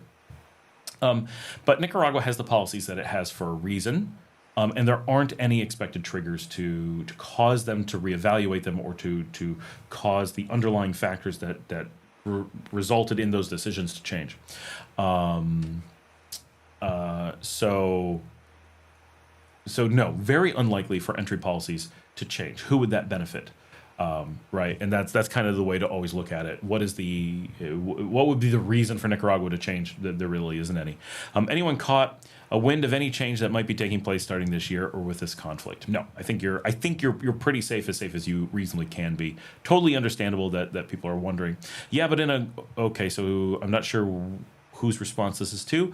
Yeah, but in a world of globalization, economic colonization is a thing, so it's nearly impossible to be truly independent. I mean, that is certainly true. D. Gilbert says, does China and Russia support Venezuela? Will that relationship change? They do support Venezuela. It could change if Venezuela falls and is no longer sovereign and becomes a U.S. colony. Then certainly that would be expected to change. Both of them do support them heavily. Both have spoken out today already, of course. E.R. Werman says, there might be a better way to pronounce that. I'm just waiting for the EU to be very concerned and keep monitoring the situation. True. That is exactly what we expect. Thoughts and prayers from the EU, as always. Shane Erickson, 24, nice to be a part of. Just started following the channel, which I find so helpful. Thinking of coming down for a few months from British Columbia, Canada. Awesome, Shane. Great to have you joining the community and finding the show. Sorry that it is on a day with so much going on, but it's a pretty wild day here. I'm glad I decided to jump on. This is a huge number of people we have on this chat, and great interactions. This has been fantastic. And it's been great. Life in Nicaragua has been fantastic. I've been here for 11 years now. Jack, I think even more. It really is a wonderful place to be. Jack says, Scott, great for Nicaragua info. Help you digest all the nonsense online. Jack's channel too. It's older, but he's got some guides to like the guide to moving to and living in Nicaragua. Very popular one on his channel. He hasn't been posting Nicaraguan content for 2 years now, but had I think the biggest expat channel in the country for quite some time. So definitely check him out as well. Just his older stuff. But maybe we can convince him to do some more modern stuff, or maybe I can get Jack to do something on my channel sometime soon. That'd be cool, Jack. It would be fun. We should do that. Maelstrom says, I actually agree with you on the naivety of U.S. foreign policy on playing incubator of democracy on regimes with no hope of adopting such systems. But what I do condemn is regimes clinging to... No, I read that wrong. But what I do condemn is regimes clinging to, or what they cling to. I think that's what he meant to say, or maybe I'm reading it wrong. But I understand we do have to hold countries and regimes accountable to some degree, but we also have to look at them in a historical context, right? They're just nowhere can change, right? Just like as an American, I would love to see, and every American I know wants to see change in the U.S., and none of us have the power to do that because of a history of what England put in place in that colonial era. So do we hold the U.S. accountable for its actions? Yes, to some degree, but who? Who do we hold accountable? The country is a collection of people who are powerless or believe they're powerless, right? Do we expect Americans to rise up and try to overthrow their government? Do you know how powerful the American military is? There's so much in place to make sure Americans don't have access to the ability to rise up against their own government. Do we blame them for not doing so? Maybe. Do we blame them for not moving out?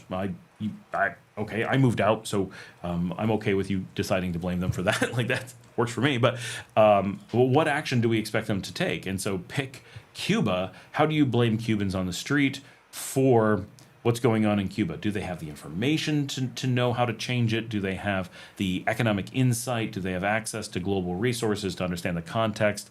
Do we know that Cuba has a path that would be better for them? I think they do, but I don't know. Right. And so with all the information and resources that I have, which is far more than nearly any Cuban, I don't know. So what do they do? And how do they do it? Shane says British Columbia is a nightmare too. If it wasn't for the winters in Alberta, I'd head there. Haha. So Nicaragua it is. Janet says Rachel Maddow is looking very serious and kind of sad on MS now from 3 hours ago on YouTube. Jack says, I would say that in general, normal Nicaraguan people view politics as a relatively dangerous topic that they would usually prefer to stay away from. It's more normal for expats to speak openly. My personal experience is not that. Every expat says, oh, you can't talk about that.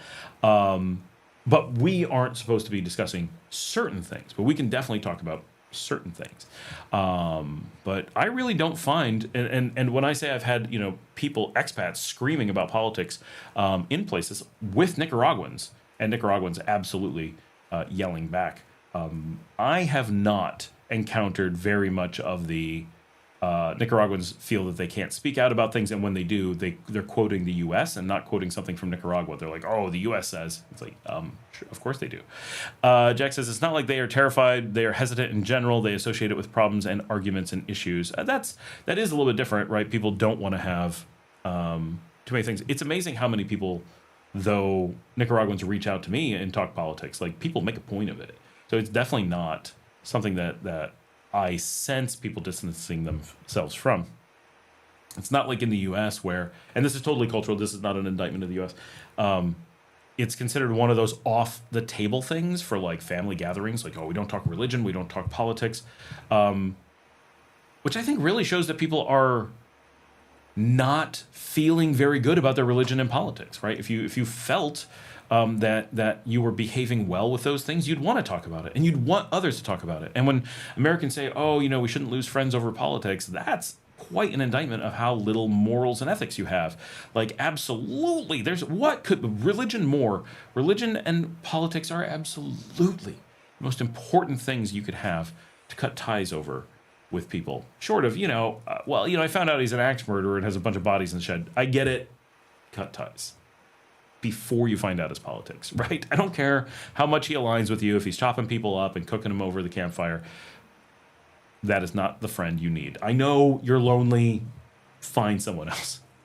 When it comes to getting a Nicaraguan residency, they really could make could make the process easier. Is that possible? It's the easiest in the world as far as we know. The requirements they have in place right now, minus the marriage path, are kind of high, but they're the lowest in the world. Who's lower? It is literally the lowest. E.R. Worman says, been here for 2 years, and as someone who's a second worlder, getting that residency is nearly impossible without dumping a ton of money through investment. So two things. One, what's keeping you from getting residency? Are you just really young? Which could happen. And two, even though it's the easiest residency in the world to get, on average, or we've never found one that equaled it. Paraguay is almost as easy, but not quite. But given that it's the easiest, the other question is, we have the you don't need residency system. So it's unfair generally to think of it as being very hard, because I know people have been here on the tourist visa for 17 years. I guess 18 now, it's 2026. And so most countries, when we talk about residency, we're talking about the ability to stay, not the paperwork of residency. Here in Nicaragua, residency is something that comes after a very long, easy process. So, okay, we're going to talk about that in a second, ERW. But so we don't need residency the way that other places do. So I think if you're actually comparing residency itself, we're the easiest. I literally don't know of any country that competes. If anyone has, like, Paraguay gets close, but that's about it. If anyone knows of a place that's easier for, like, okay, I'm Romanian, I can go to Moldova. Yeah, there's isolated things. But outside of the specialty case things, if anyone knows of an easier country, I'd like to know what it is, because I don't think anywhere in Asia is easy. I don't know if anywhere in Africa is easy. I don't know anywhere else in Latin America is easy. I'd be interested who's really the competitors, because I've tried to look it up. But because you don't need residency, we are unique in that we are the easiest place to reside permanently in the world, and possibly the easiest to get that residency. But it's other countries' residency is our tourist visa, and that's what you have to compare against. Sort of, and we have this in-between step that then is still easier than their residency. Kellyanne Thomas, I live in Cardenas. Despite the new 15-kilometer law that impacts my ability to find investors, I cannot imagine living anywhere else. 20 and a half years in Nicaragua. Kelly, that's awesome. We've been wanting to ask. I think we said this, that investing was going to be a problem for things within that zone. And what kind of investors are you looking for, if I may ask? Or are you just talking about people to buy a house? But I'm very interested. But I do want to know what the impact is. Maybe not now. If you could send me an email, I would love to dig in to this, because I've had so many people asking me questions, and I knew Cardenas was in that zone, and I knew somebody could be impacted, right? We at least live within the space. I really want to talk about it because I get so many questions about it, and how it's really playing out, because people are like, what are you going to do about this? And I'm like, who is it affecting and how, right, in the real world? So I really want to hear that. Jack says, once I was sitting in McDonald's and a local tried to convince me that no one has food in Nicaragua while he was eating a cheeseburger. It was odd. It seems completely convinced that no one in Managua had food. I was very confused.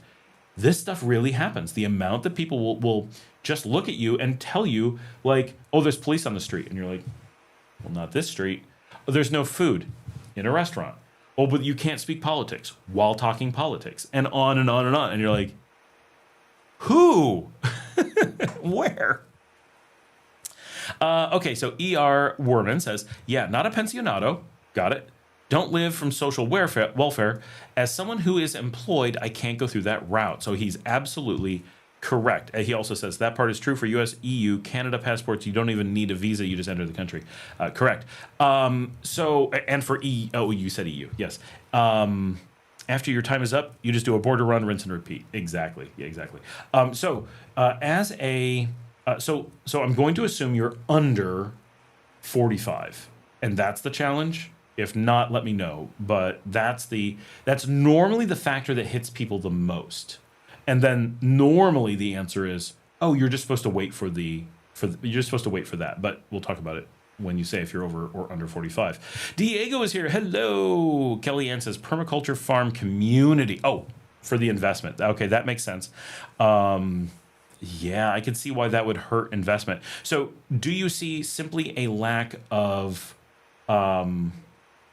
a lack of willing investors, or do you find that there's that the 15-kilometer law is impacting the legality of investors? Are they allowed to invest still? I believe that they are, but I don't know for sure, and that's where it gets into a gray area I don't want to talk about. But it would be great if you had firsthand information. Like, as far as I know, you can still invest. It's just that it's much like the indigenous communities, where it's a slightly different mechanism, and you have some compromises you have to make as far as like government access and stuff. Okay, so 36. Okay, perfect. Now Shane is 54, but I don't know if Shane had an age-based question. So can you just come with a tourist visa and stay for a prolonged period of time? That is Shane. Okay, yes, Shane, you can. That is part of the beauty of Nicaragua, is that you don't need a visa. You don't need a residency, which is a visa, the residency visa. You don't need a residency visa to live here. Like I said, I know people who've gone 17 years without a residency. Most only go a few. Some, like Luke, only went for weeks. He wanted his right away, didn't, and now he's like, yeah, why did I do that? He had the paperwork ready. He's like, nah, it's okay, but not a big thing. Most people think they need it, then they get here and go, why would I bother? And we're like, I don't know. For me, I didn't get mine for 9 years. From when I first got here, and 3 to 4 years after I was here permanently. But officially, I was here for 9 years when I did that, and I have to get my cedula renewed on Monday. Reminder. But it's it really is for most people. It doesn't make sense to really be looking at residency here early. It's good to know what the options are and that they exist and when you should be looking into them. But it's not something you generally worry about or research until you're living here. That's the process. Even if you want to do it right away, the first step is move here. Then, could be the next day, start your residency process. But for most of us, it's wait quite some time and see what makes sense, and feel it out first. Everyone's got their own situation, but that's generally how it works. And we are going to get back to the 36-year problem. So, so for you, Shane, if that's something you wanted to do, and hopefully it is, what you want to do is come down and at least put in 6 months. At the end of 6 months, because that's how long you can get, you just go to the Costa Rican border, hop in for 5 minutes, hop back into Nicaragua, and you get another 6 months. It's a little bit more complicated than that, but everything's covered in the videos. Go check out my historical videos, and that will give you details on all of that. Then, when the time is right, which could be you've decided it works for you, the government has decided they don't want you doing border runs anymore, which they do. At some point, they'll be like, nope, it's time for residency. Okay, now you file. No big deal. But you're already living here, right? So it's just paperwork. It's not moving. It's just now you file this paperwork and change your status. Okay, very, very trivial. And so when that time comes, especially over 54, you've got the pensionado option, you have the rentista option, and you have the investor option. No one really does the investor, but the other two, over 54, you're good to go. For ER Werman, he does have the investor option because he's under 45, but presumably doesn't have that kind of cash or doesn't want to spend that kind of cash, so we'll get back to that.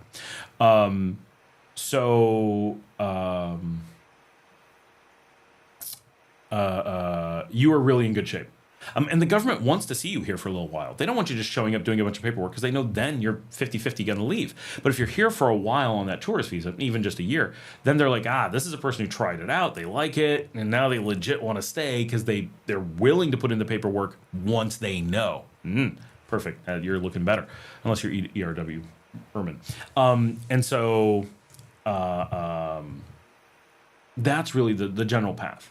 And so it is the simplest, lightest, most friendly, most inviting, most just come check it out, make it happen, make this easy for you place you could possibly imagine. It's fantastic from that perspective.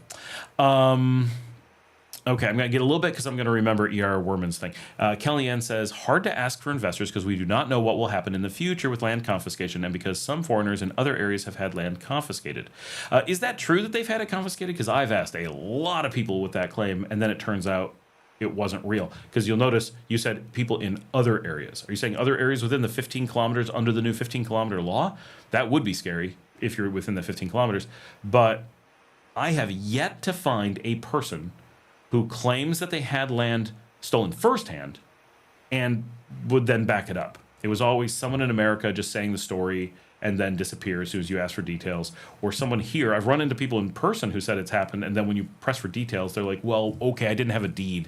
Oh, okay, I'm a squatter. I'm a foreign squatter, and I'm afraid I'm not going to get to keep squatting. I'm like, that's really far from buying land and having it seized. That's not buying land and not having it seized. Do you see the difference?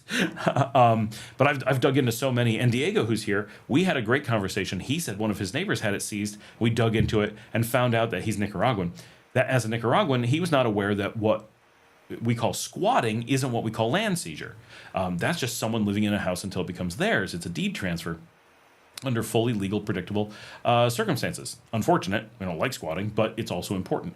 And so he's like, oh my gosh, how many cases, and I have a video about this, how many cases of land seizure is actually people reporting squatters as land seizure? We knew there's a lot of just made up stories from the US, and we know there must be some true ones, we just haven't found them yet. But because everywhere has some amount of land seizure, right? It has to happen. But there's so many of these stories that when you actually are like, so what actually happened? Then you end up with, okay, that's not what you led us to believe when you started.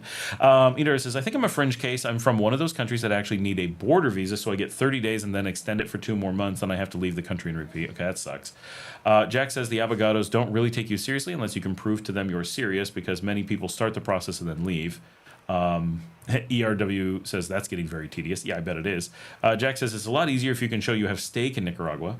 Jack says, i.e. a large amount of land, a long time already proven you've been in the country, very obvious ability to speak Nicaraguan Spanish. All these factors increase the success. The immigration people want to be confident that you're not just going to leave next year.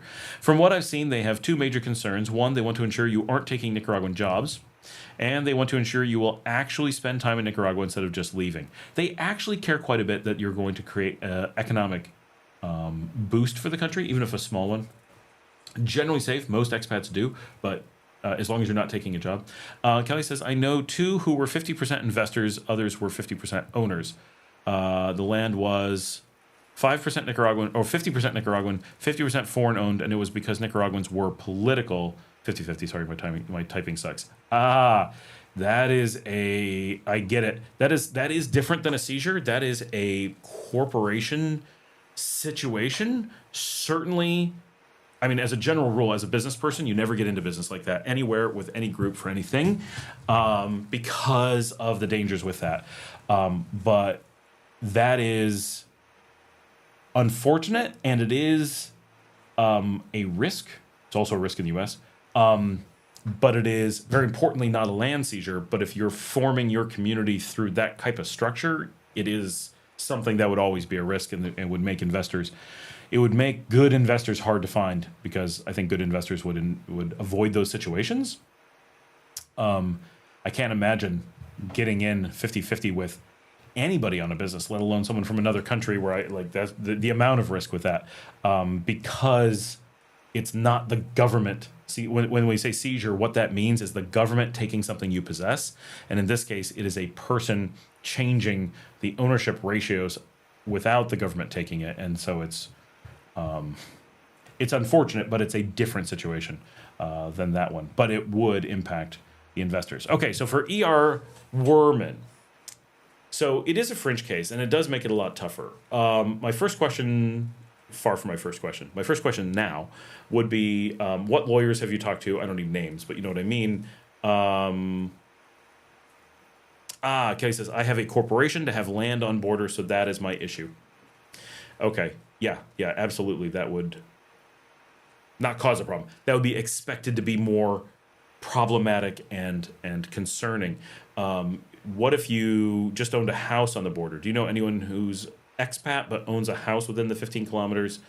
Owning a house, meaning they have a deed for a property, and or it doesn't have to be a house, but they have a deed for a property, and that's been an issue where the government came in and said, your deed is no longer valid, this is our house now, or our land now.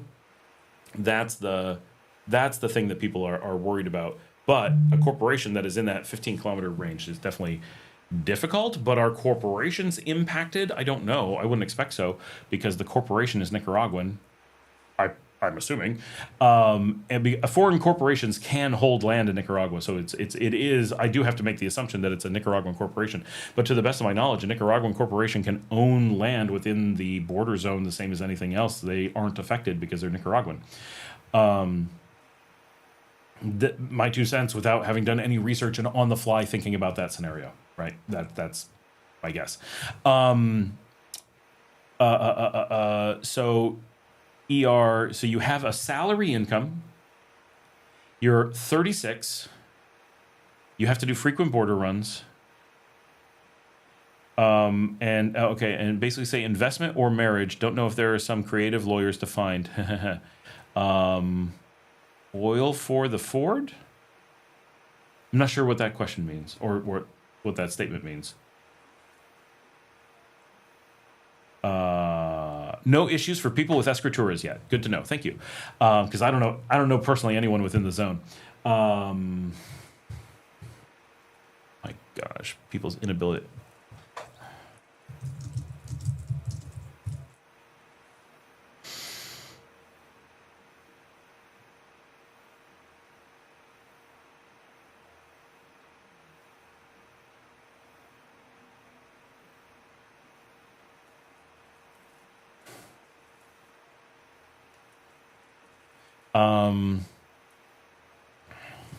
Sorry, my house is trying to coordinate things. I've been on this live stream a lot longer than I was expecting, although this is fantastic.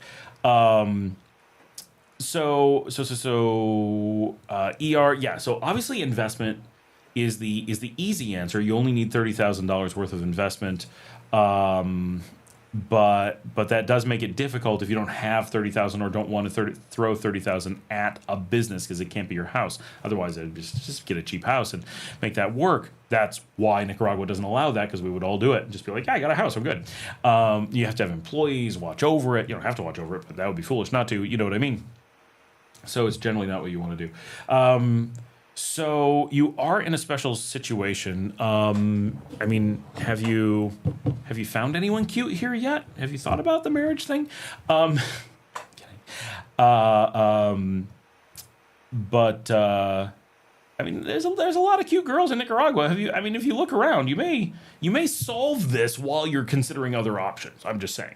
But I think talking to a lawyer is going to be creative. Would be a place to start. I don't know if they can help you, but shoot me an email. I'll hook you up with a lawyer who would at least be better than average. And they may be like, I don't know, right? Because you can do the border run thing forever. It's just awful. What in your situation? For those of us who get it every 6 months, it's really nothing. That is one way to go around it.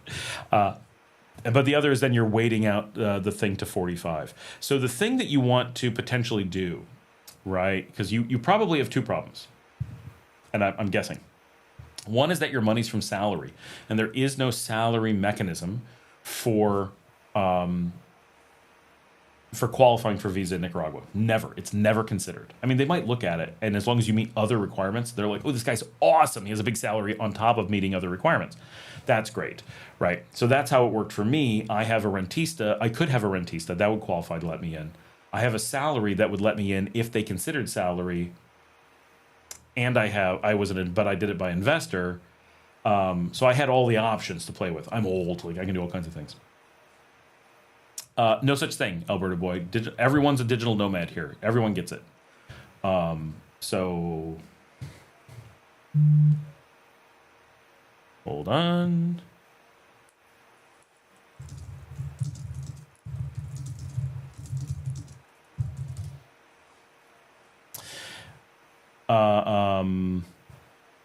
Yeah, Jack says, have you found anyone cute? If not, I know a lot of people who would love to be introduced.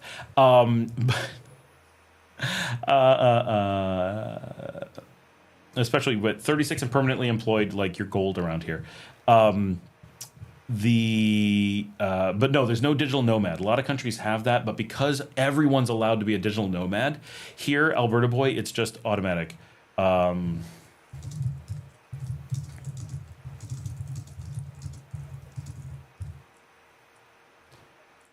Alberta boy, I'm old and retired. Alberta boy and I were out at Via Via last night, and we're neighbors now. Woohoo!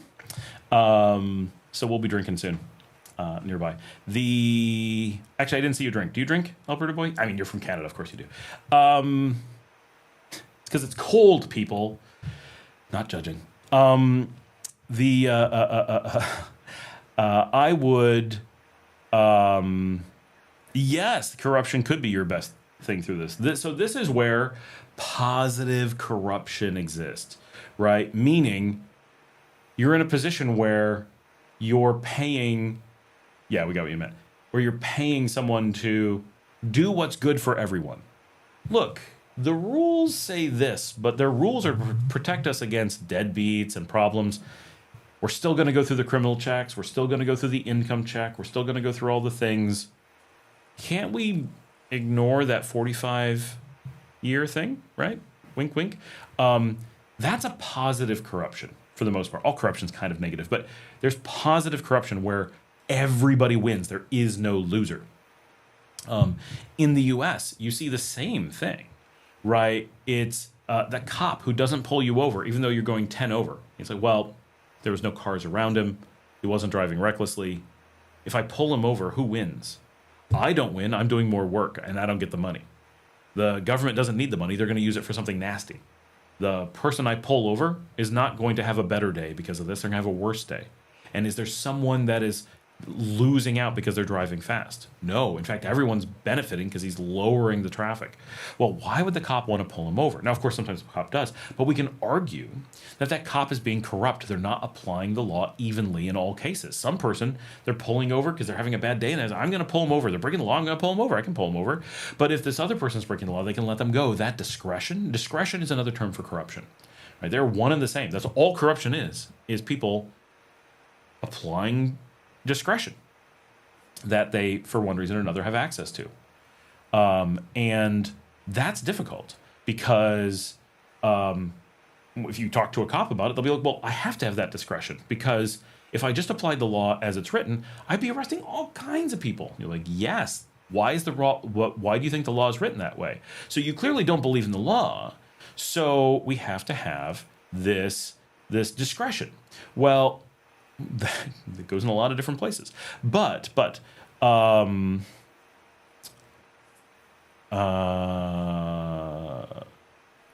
okay, so E.R.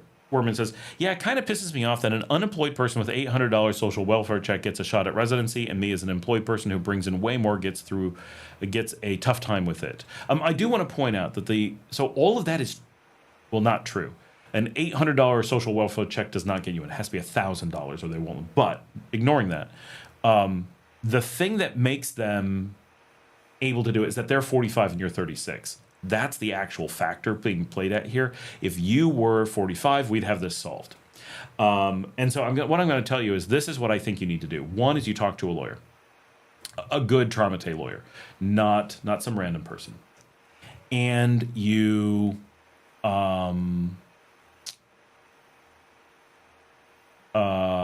and you prepare, and hopefully you can do this, to have your salary come in as a business, right? So we'll just say you're American. I know you're not.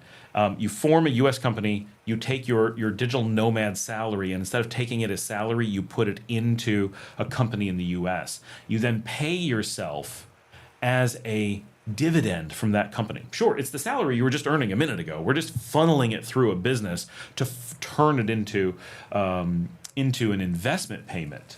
But what you just did is turn yourself into a rentista.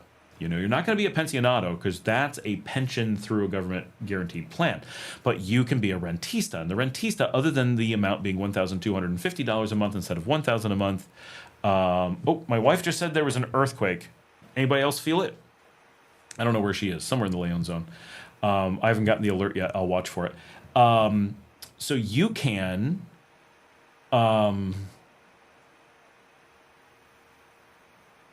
you can take that, and now you qualify as a rentista, but you still have to hit that 45 years.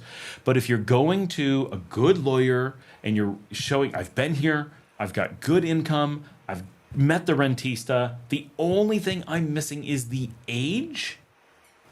I can't speak for immigration, right? But you're making a very reasoned argument. I am exactly who you will want in 9 years. Would you like to get me early? Right?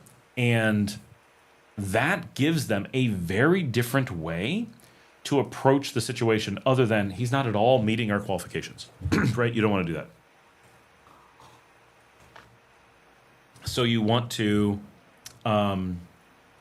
play that game of give them that the only favor you're asking for is to look the other way on the age and give them the chance to interpret the age to be, I don't know, or better, right?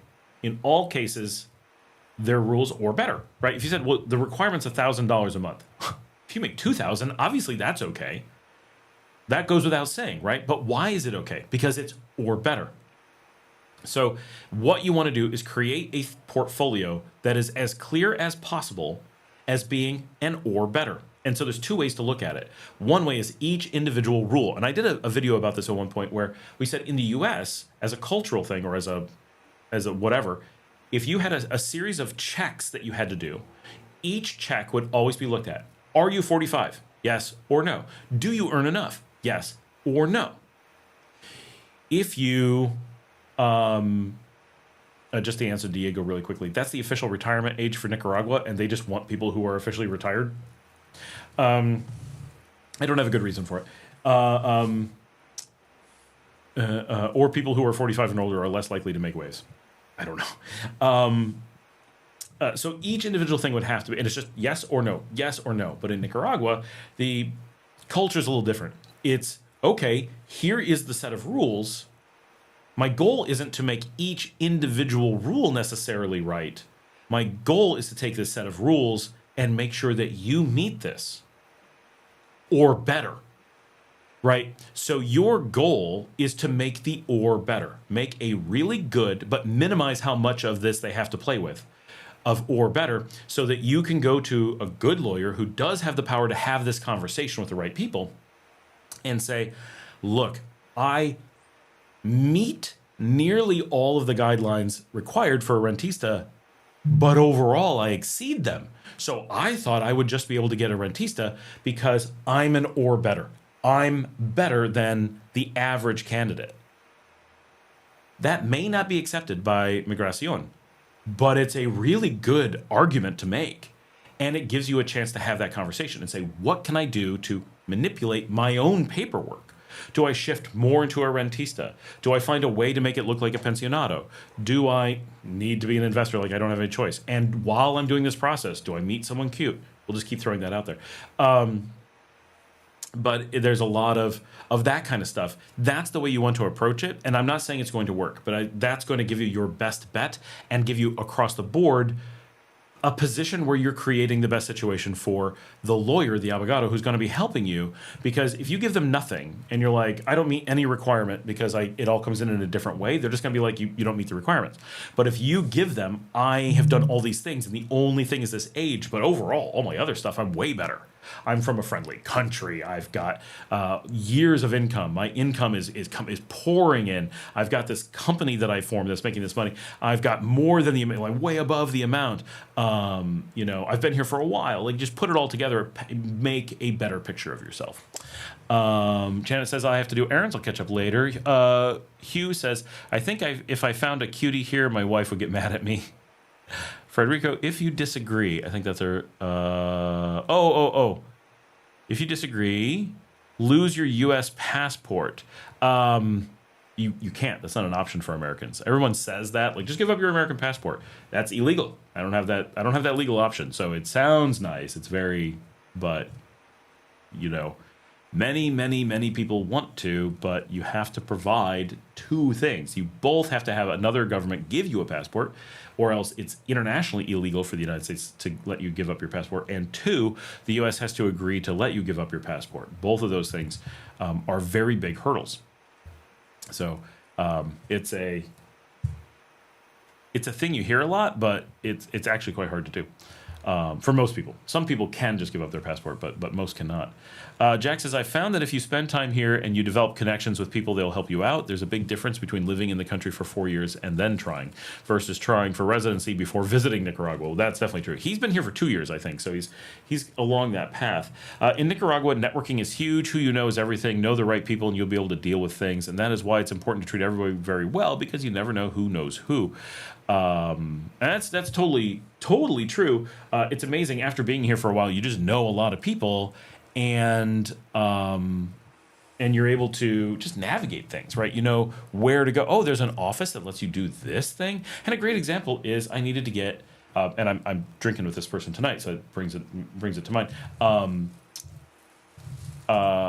I'm able to get my yellow fever shot very easily. Now, did I do something that other people couldn't do? No. Anyone could go to the same facility I went to and get the yellow fever shot. But I was able to very easily show up, be escorted right to the right place, know exactly where to go, all kinds of stuff, and just get whisked right through, mostly because I had the insider knowledge, not because I had insider access in some way.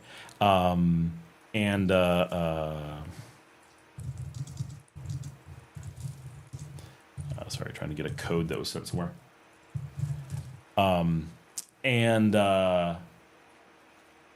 It just smoothed things out. And that's true with everything. My residency process, I knew the right people. It was smooth because I'd been here for years. Right, Jack says, you can give up your USA passport if you got a couple $1 million. Actually, that's not true. Even with a couple $1 million, I can't anymore. Italy revoked our citizenship, so we lost our right to give up our US passport. But as far as the 45-year rule, I have no idea why they picked 45. I know why 45 specifically, not 44 or 46, but it's weird. Yeah, Jack says it's basically only possible for the excessively rich, and then they're paying a lot for it. I've heard of some people who've done it. Some people claim they can do it, but it's very few that I've ever met firsthand. But because you both have to give one up and have already obtained another, and that is often very difficult to be able to do. So it's a big challenge. And it's also, however, very important. People say, if you if you disagree, lose your U.S. passport. You can read that one of two ways, right? If you disagree, the U.S. will take away your passport. That is a risk. I'm not sure which he's saying. But then the other is, do you give up your passport? But should you? This is from that perspective, it's very different, right? Oh, you don't.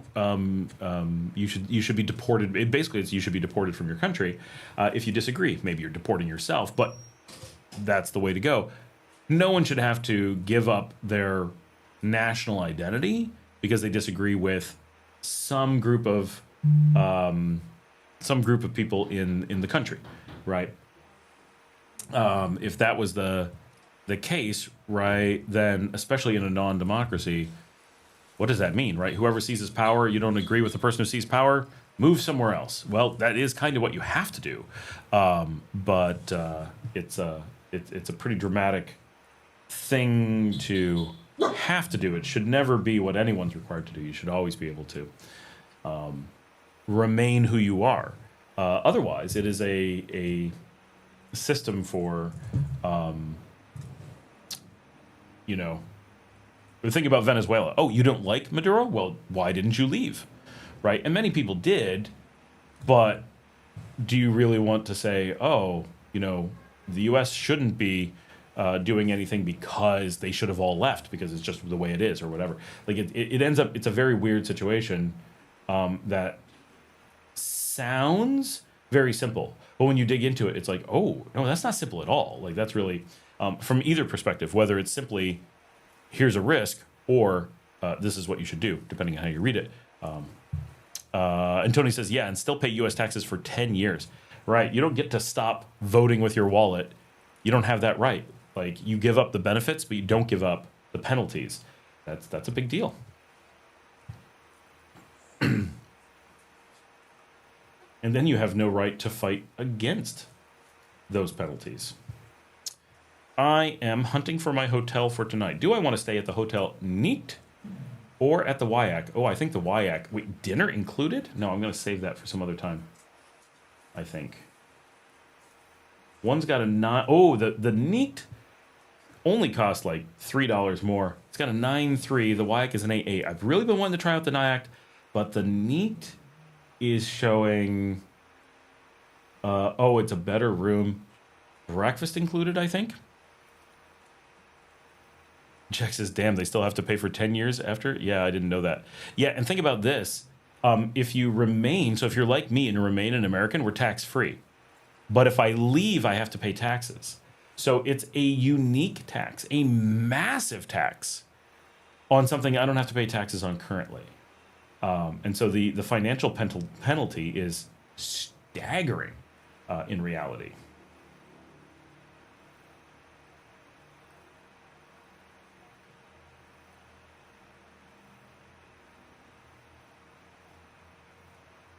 Let's see. Terrace and garden view. Private parking. Elegant. Pool. I've been wanting to go there. What do they got? Swimming pool, airport shuttle, free parking, room service. Free Wi-Fi, non-smoking, bar, good breakfast. Is breakfast included? I don't really care.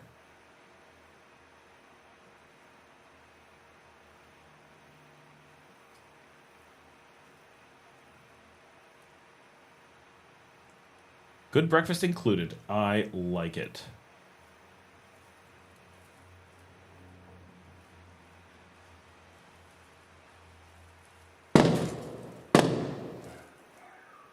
Why is that going off in my yard?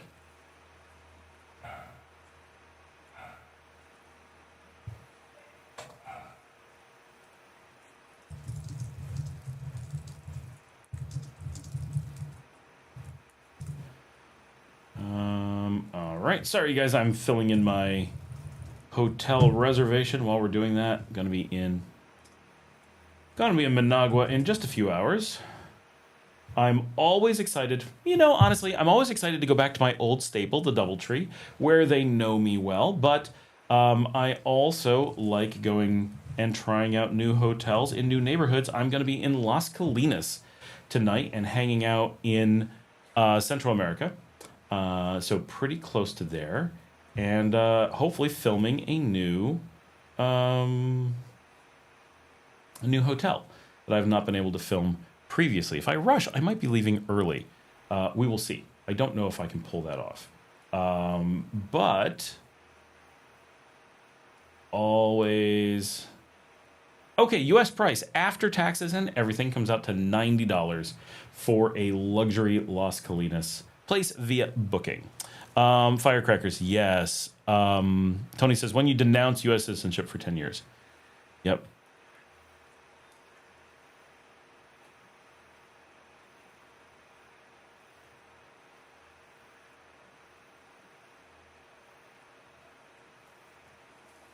Hopefully my credit card goes through. That's brutal, yes. The U.S. really, like, there's a reason why no one leaves the U.S. It is difficult.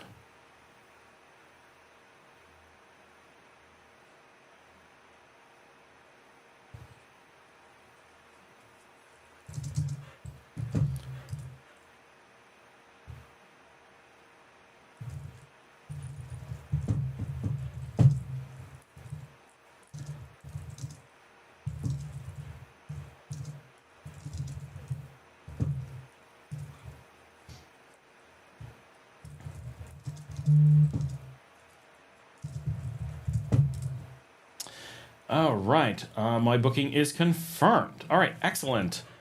I have an exciting hotel that I've been wanting to check out in Managua. I'm going out to an exciting restaurant and lounge that I've been wanting to check out in Managua. I'm looking forward to a fun evening of drinking with the guys. We have had a fantastic live stream today. I want to thank everyone so much for coming out for this. This is a really big deal. We've had such a great group. We've been on for over 3 hours. We are just about to hit 1,000 views, which I think is our all-time record for how many people watch during the live stream. I'd really like to hit 1,000 before we actually leave. So we're not quite done, but we are basically going to be wrapping up unless some people's got some big things. Diego says, I'm so hungry, I want some good pizza. Yeah, I haven't gotten to eat. I'm going to order... I'm going to order food real quickly. If I can figure out.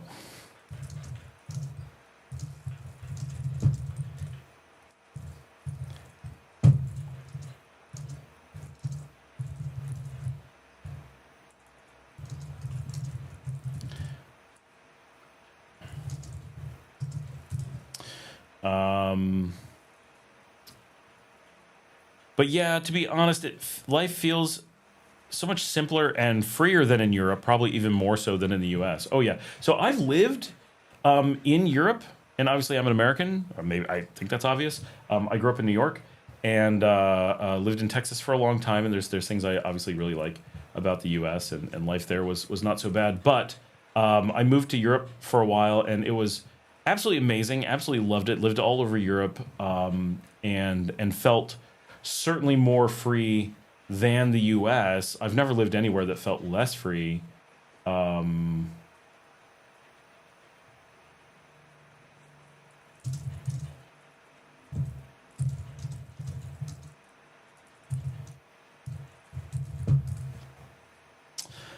US is the least free place that I have lived and spent time, from how it feels to me, right? Actually gauging how free it is very difficult. But that's my impression. Living in Europe, I generally felt more free. There's a lot of regulations. There's a lot of overhead. There's a lot of stuff that's like, okay, that may not be what we feel is the most free, and the U.S. has some little freedoms different than that. So it's a lot of give and take, I feel, overall. But coming to Latin America, the amount more free that I feel in many places, not all, but many, really is significant, I think.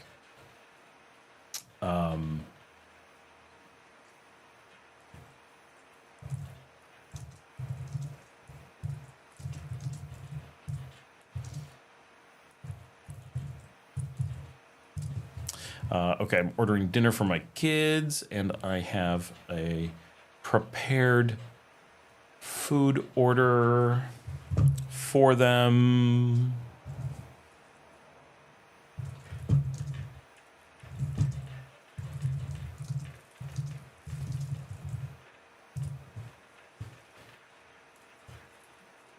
There we go. Sometimes it's complicated getting food for everybody. But especially Nicaragua, I feel so much more free in everyday life, in everyday activities. It's and you know, this is not just an American thing. The U.S. has so much, or I'm sorry, not just the U.S. thing. Europe has so much of this. But like, as a great example, the U.S. has rules that I can't. Oh,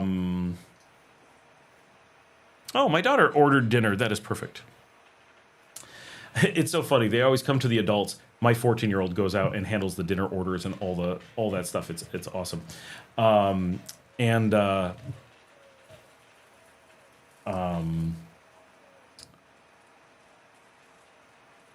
Just like, oh, I'm going to ride in a car and I can have a beer. And that's not an important freedom by any stretch. Or I can walk down the street and have a beer. Or I can be seen having a beer. I'm from New York, where it's illegal to be seen having a beer unless you're in an enclosed space with a vending license, right? I mean, you're allowed to be seen in your own living room, but it's very limited. You're not allowed to come out of a store and be seen. Even though you come out of a liquor store, people are not allowed to know you bought alcohol. That's insane. That's a level of control of people's lives that makes no sense. It's about a level of authoritarian government that very few places would ever have. It's like Saudi Arabia, right? It's like the things you hear in horror stories. We're so used to it in the United States that we forget it's going on. I'm not allowed to have a bottle of alcohol in the trunk of my car if the trunk of the car could be climbed into somehow from a parked car. In Utah, it's illegal to drink alcohol in your car, in your garage. The privacy of your own home, you don't have the right to drink alcohol. You're not allowed to have alcohol, beer of certain alcohol levels. Like the amount of things that are regulated and controlled that only affect you personally, right? What flavors, what foods, and England has this stuff with like, or I guess England is the opposite. The U.S. There's some cheeses we can't import from England because we don't allow that type of cheese. Perfectly healthy cheese, right? There's nothing wrong with it. We just don't allow it because we don't like it, or we made some arbitrary rule because we have so many rules for everything. And when you come to a place like Nicaragua and you're like, wait, there's not a rule about all this stuff. Like, oh, you can't drink and drive, right? And we don't have a bunch of rules about how much you can drink and drive. We just have a rule that you can't drink and drive. Oh, well, that's straightforward and logical, right? Why would we be able to drive if we drank? And there's public transportation. There's always a way to get home. Like, who needs to drink and drive? In America, they create a situation where you need to drink and drive and then encourage it happening and then make everything around it illegal. But it's more illegal to not drink and drive, but be seen with alcohol or to drink in your own house than it is to actually be drunk but not be drinking currently as you drive. Right? They're not doing it for public safety. They're not doing it for public good. They're doing it to exercise and demonstrate a degree of control and show off just how much of your life they're able to control. And it really feels that way. And when you're in Nicaragua, you're like, my gosh, I don't know every rule, but I bet if I just followed common sense and was a good person, I would automatically follow the law and not get into trouble. And that is basically how it works.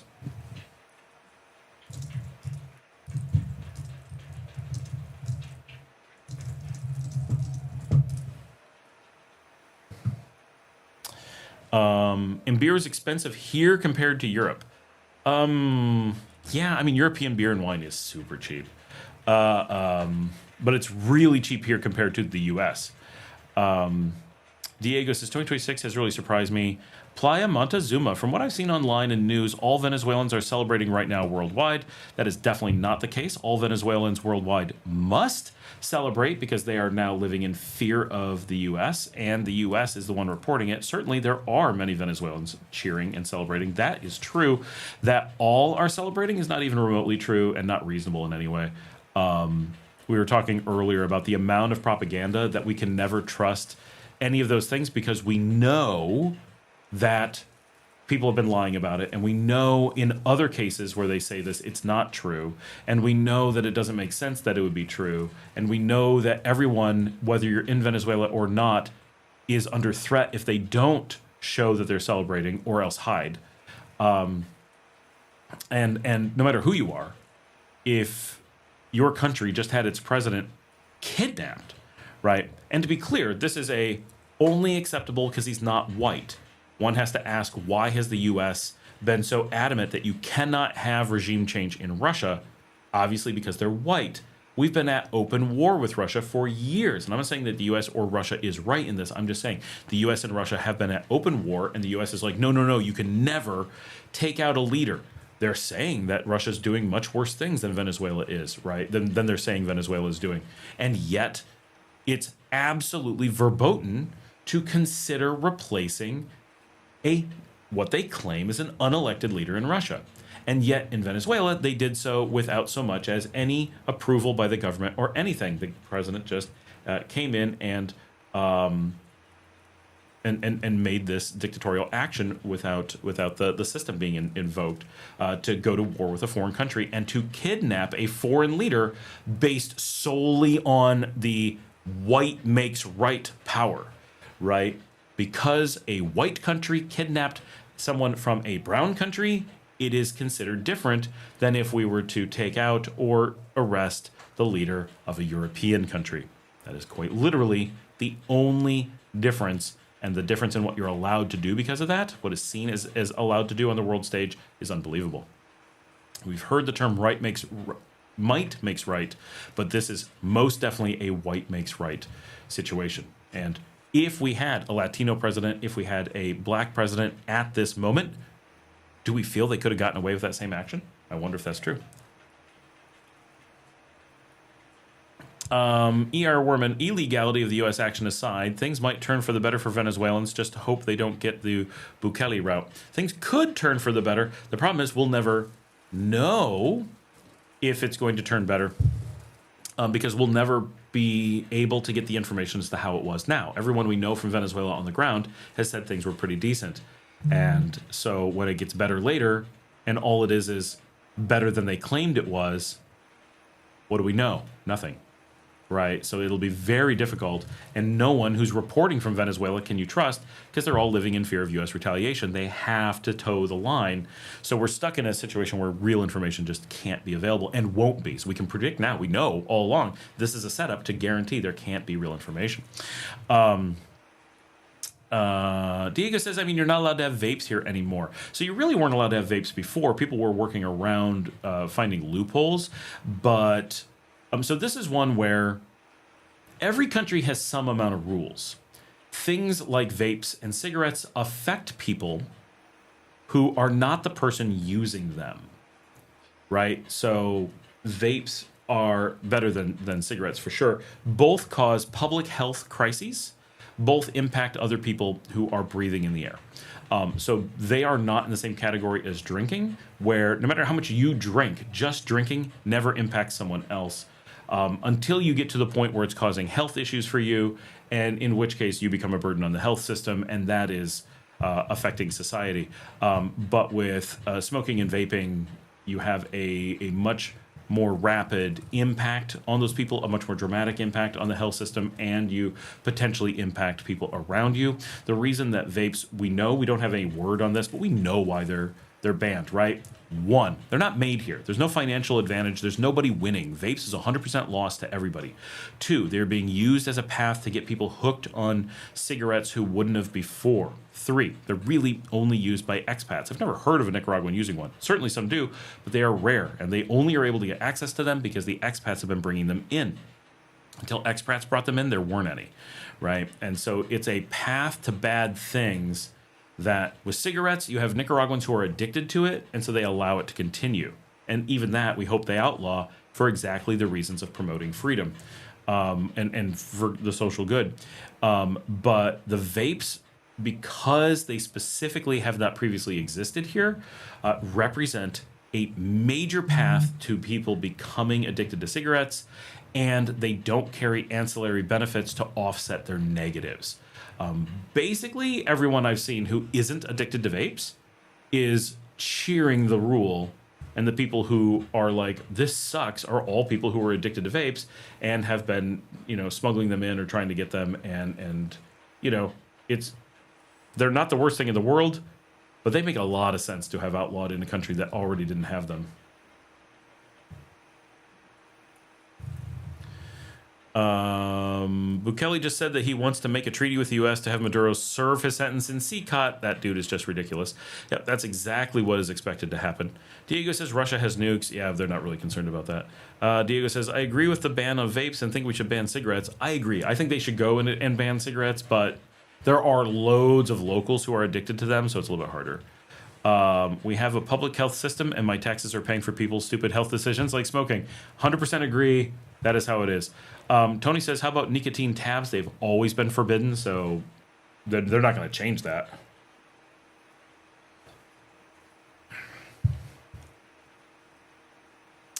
And there we are, 1,000 views. We have hit 3 hours, 20 minutes, 1,000 views. I was really kind of just riding it out. I really wanted to have 1,000 views on a live stream. It is amazing that we have gotten that high. I am going to eat and get out the door as fast as I can. I'm going to try to get to Managua. I'm excited about the new place. Going to do some filming there. I hope you guys enjoyed this live stream. Hope it was informative. I know we definitely lost some people on the channel during this show, but it is what it is. I'm not going to feel economic pressure. And this is actually an interesting one, right? Like, some of you agree with me, some of you don't agree with me. But everyone who's sticking around is here for a dialogue, right? But it's really important to be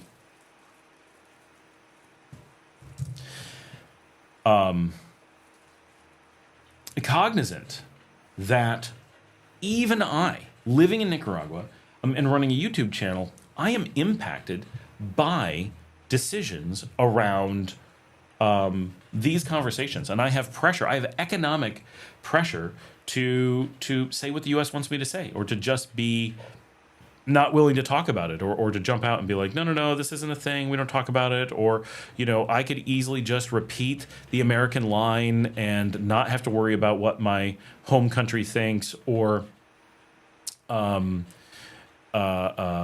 more viewers because I am saying what people want to hear. And from a business perspective, that's what I should do, right? That would be the logical thing to do, is just be willing to do what's popular.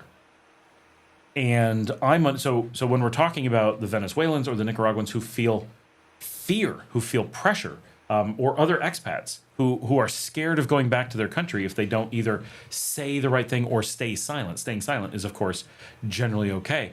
But so many people are afraid of that, and that makes it that we lose audience, and it's so visible when you live here how much the US has us under their thumb. And it's as simple as, you're going to have fewer viewers, you're going to have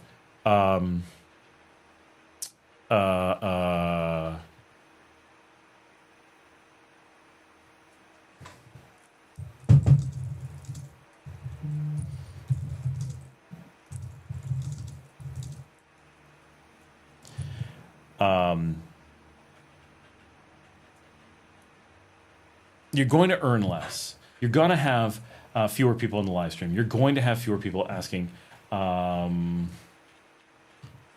questions. Right there.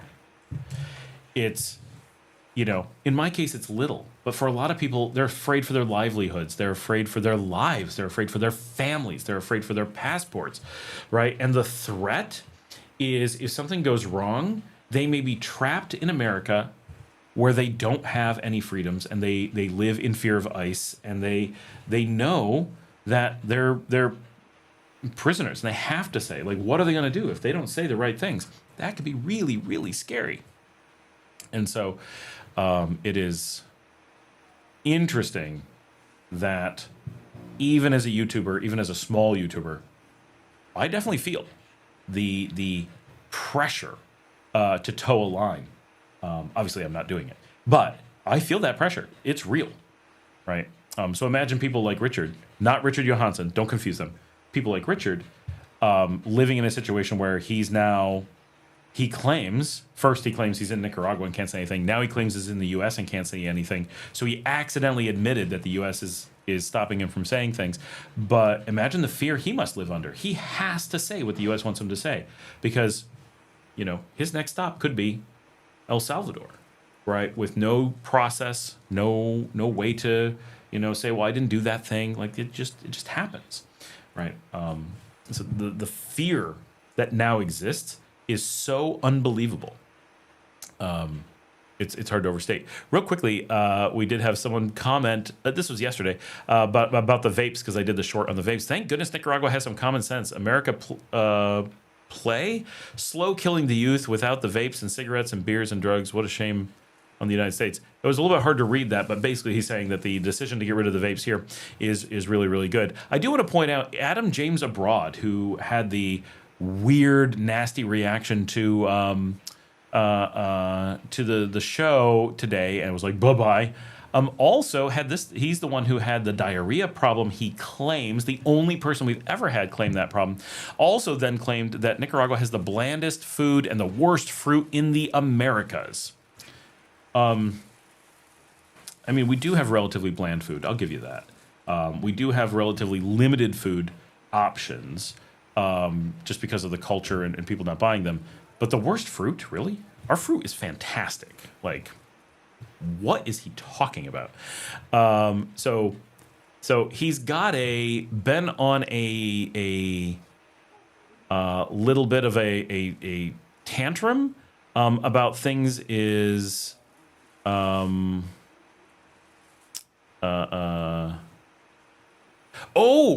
got caught by the filters Okay.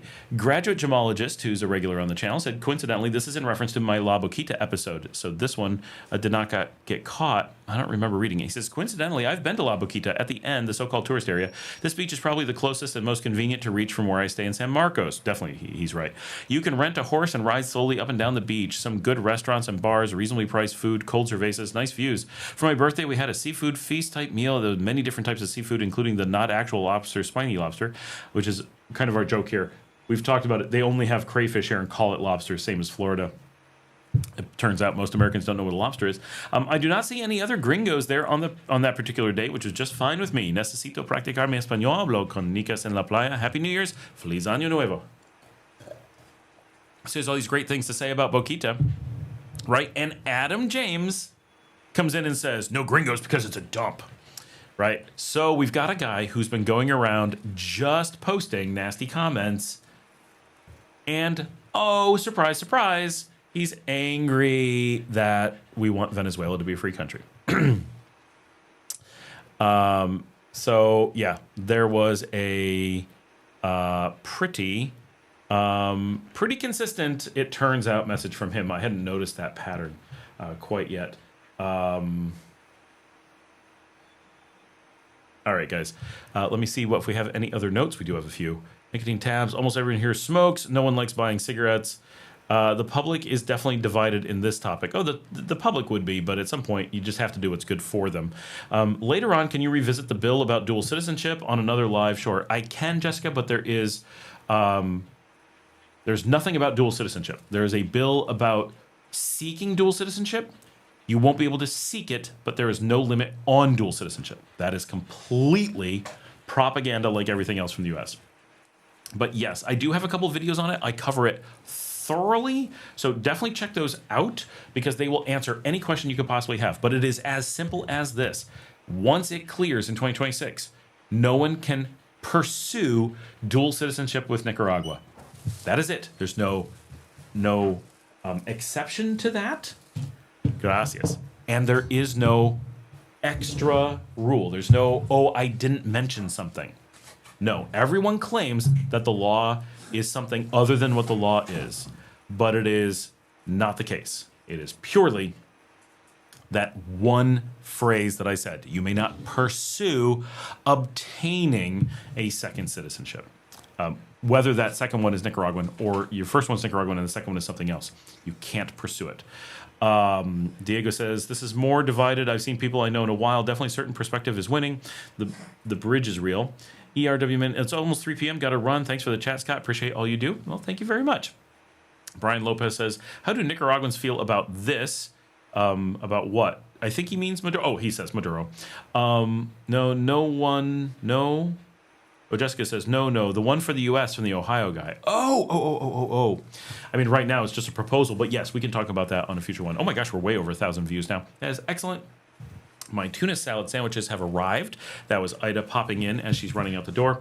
I've got to get ready and see if I can be out the door in an hour to go to Managua and hang out and have some fun there. So thank you so much, everyone, for being on this ad hoc impromptu live stream. This has been excellent. Share on social media. Tell someone about the show. Remember to hit thumbs up on the episode. That makes a big difference. Sorry I didn't mention that all throughout the day. And I will see all of you